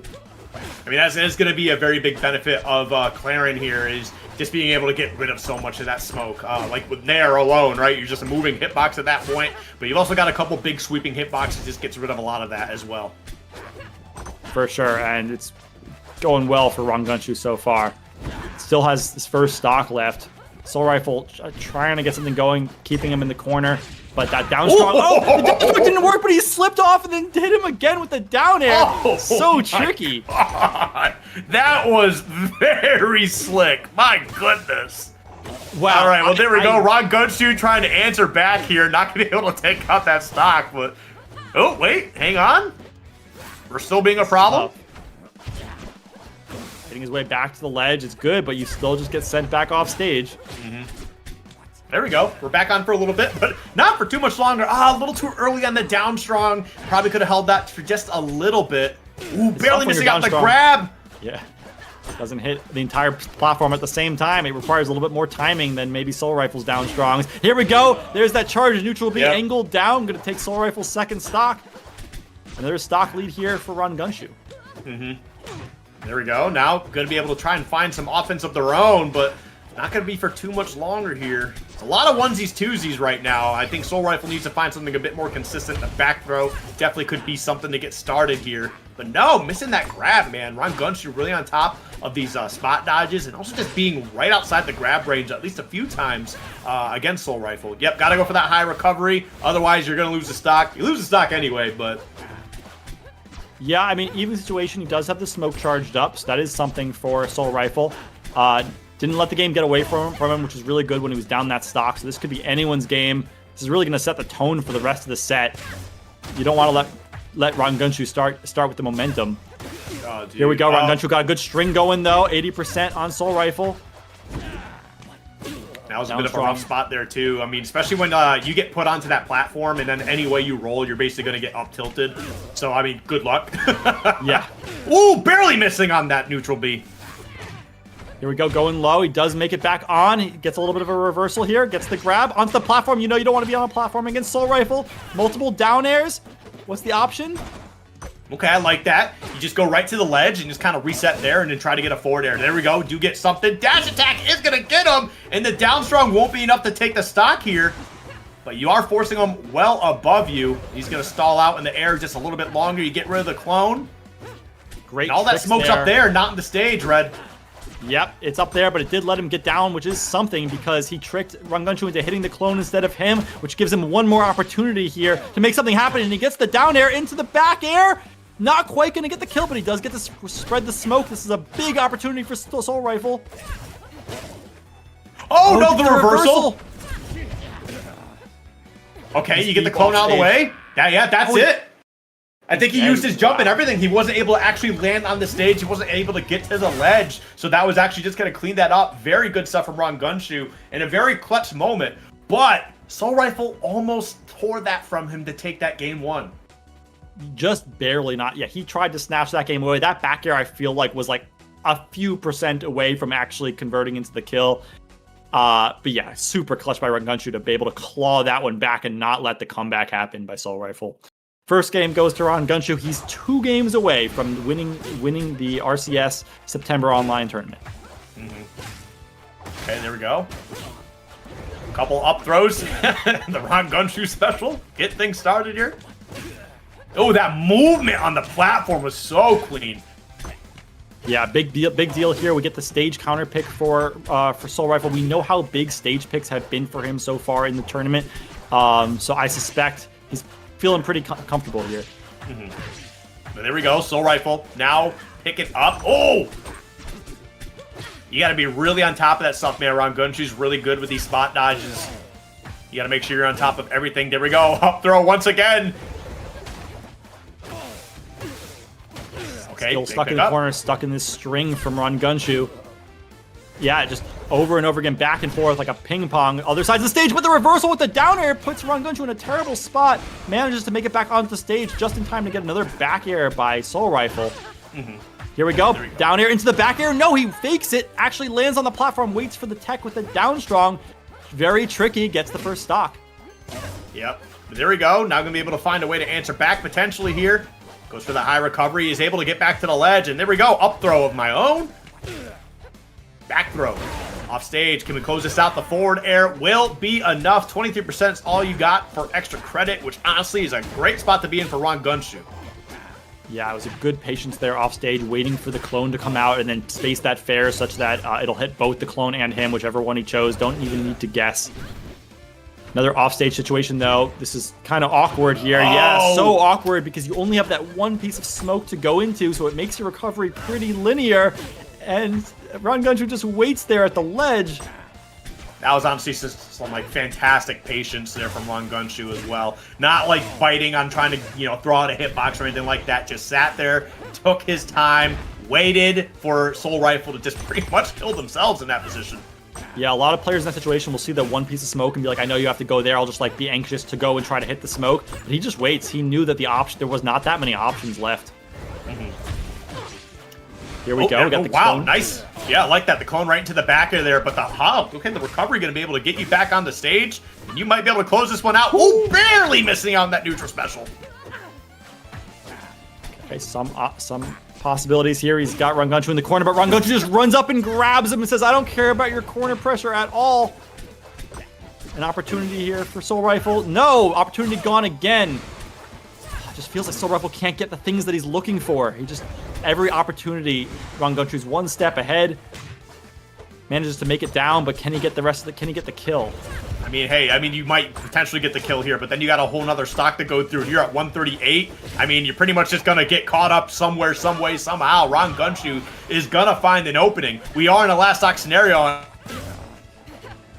Yeah, the fair into the down air was a good conversion, but like you said, so much percent on him that this is so tough of a situation to be in. Yeah, just floor hugs the up B, and that's going to get the kill. That's tough. You go high, you try to get the up B, you're like, I hit him, but very good awareness there by Rangunshu being like, I'm at 0. That doesn't actually work. I'll just hold down, and you're dead.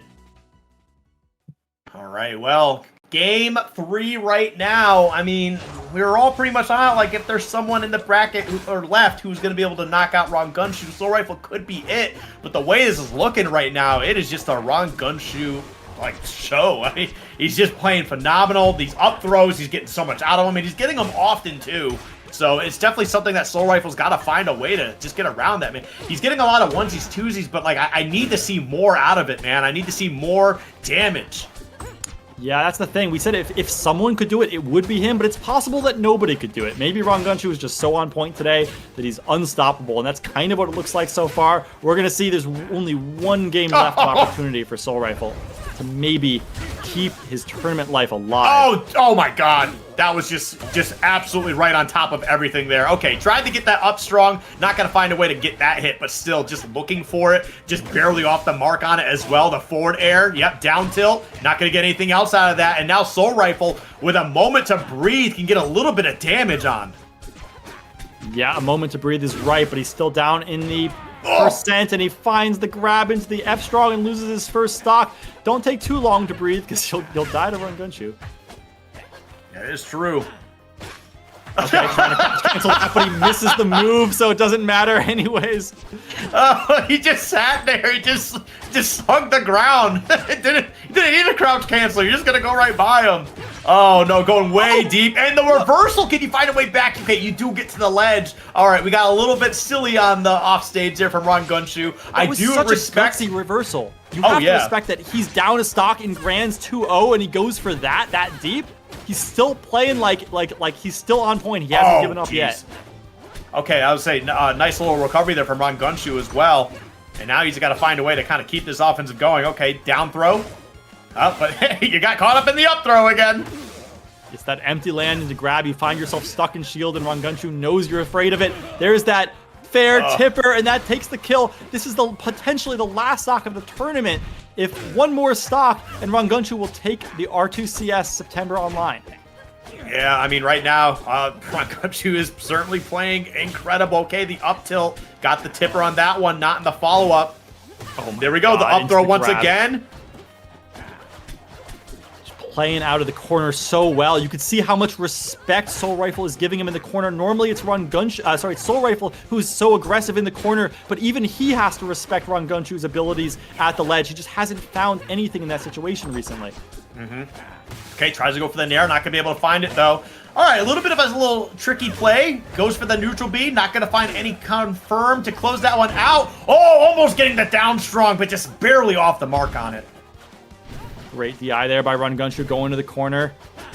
120% on him. Could potentially find the stock here for Soul Rifle. Down tilt, maybe into the back air. He does find it. It does take the kill even on Harbor. One stock left. Can he finish this comeback and keep the tournament alive?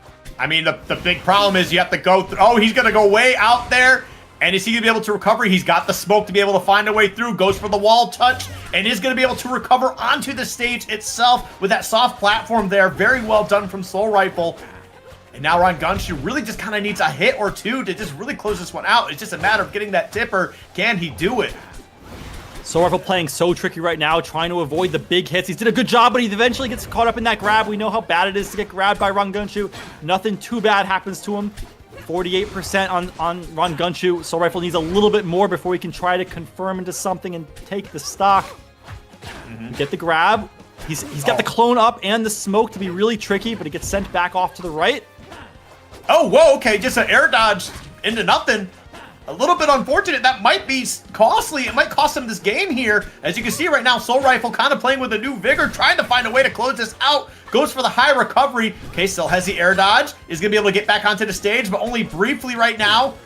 The back throw. Goes for the down strong, and you know what they say? No more Mr. Nice Guy. Oh, Ron Gunshoe closes it out. 3-0. Oh, it looked like all the momentum was in Soul Rifle's favor, but you could tell that there was still that little bit of fear in Soul Rifle's mind, because when Ron Gunshoe walked up to him, he just held shield a little bit too long. Ron Gunshoe was on point. He's like, I know you're afraid of any conversion by me. Quick grab onto the platform, finish up the set. Wow, That's another 3-0. Soul Rifle looked unstoppable up until this point, and then Ron Gunshoe just clean 3-0s him in Grands. Incredible. Did Ron Gunshoe just have Okay, no, he did have a 3-1 against Animal earlier.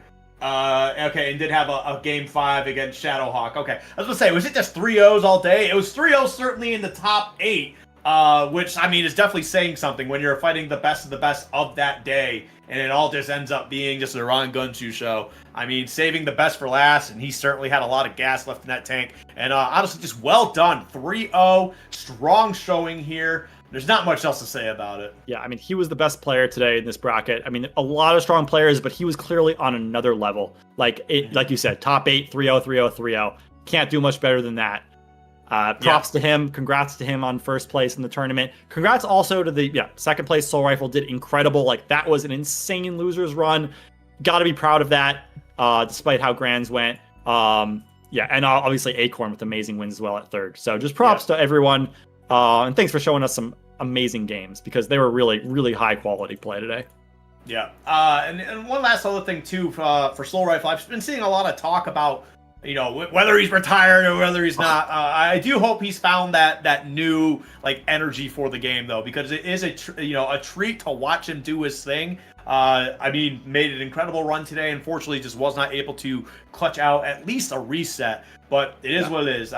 Hopefully, this is, you know, we're going to see a lot more from here on out. But again, still want to leave it off on congratulations to Ron Gunshu with a big 3-0 in Grants. Absolutely. Absolutely. I do want to say also a couple more things. Thank you to the Rivals 2 devs for putting us on as commentators. It's a blast to be here with you, Skiff, and doing this commentary. I feel lucky to be here. I had a great time. I hope everyone in chat did as well, because you know this is some of the best of the best. Yep. That is going to be it for us, though. You can follow us on Twitter. My name is Skiff Talks. That's xred_SSB on Twitter. Or X, the everything app, whatever you want to call it. I don't care. But big shout outs to Jeff on production, by the way. After the power went out for SBS, I hit up Jeff. I said, hey, what are you doing right now? Drove 30 minutes back to get this going. So big shout outs to Jeff. W's Jeff. All that other good stuff. But I got nothing else to say. Red, what else? Anything else? Nope, that's it. You basically covered it. Thanks to everyone. Thanks to SBS. Thanks for Jeff for putting this on. See you all later. See you at the next event.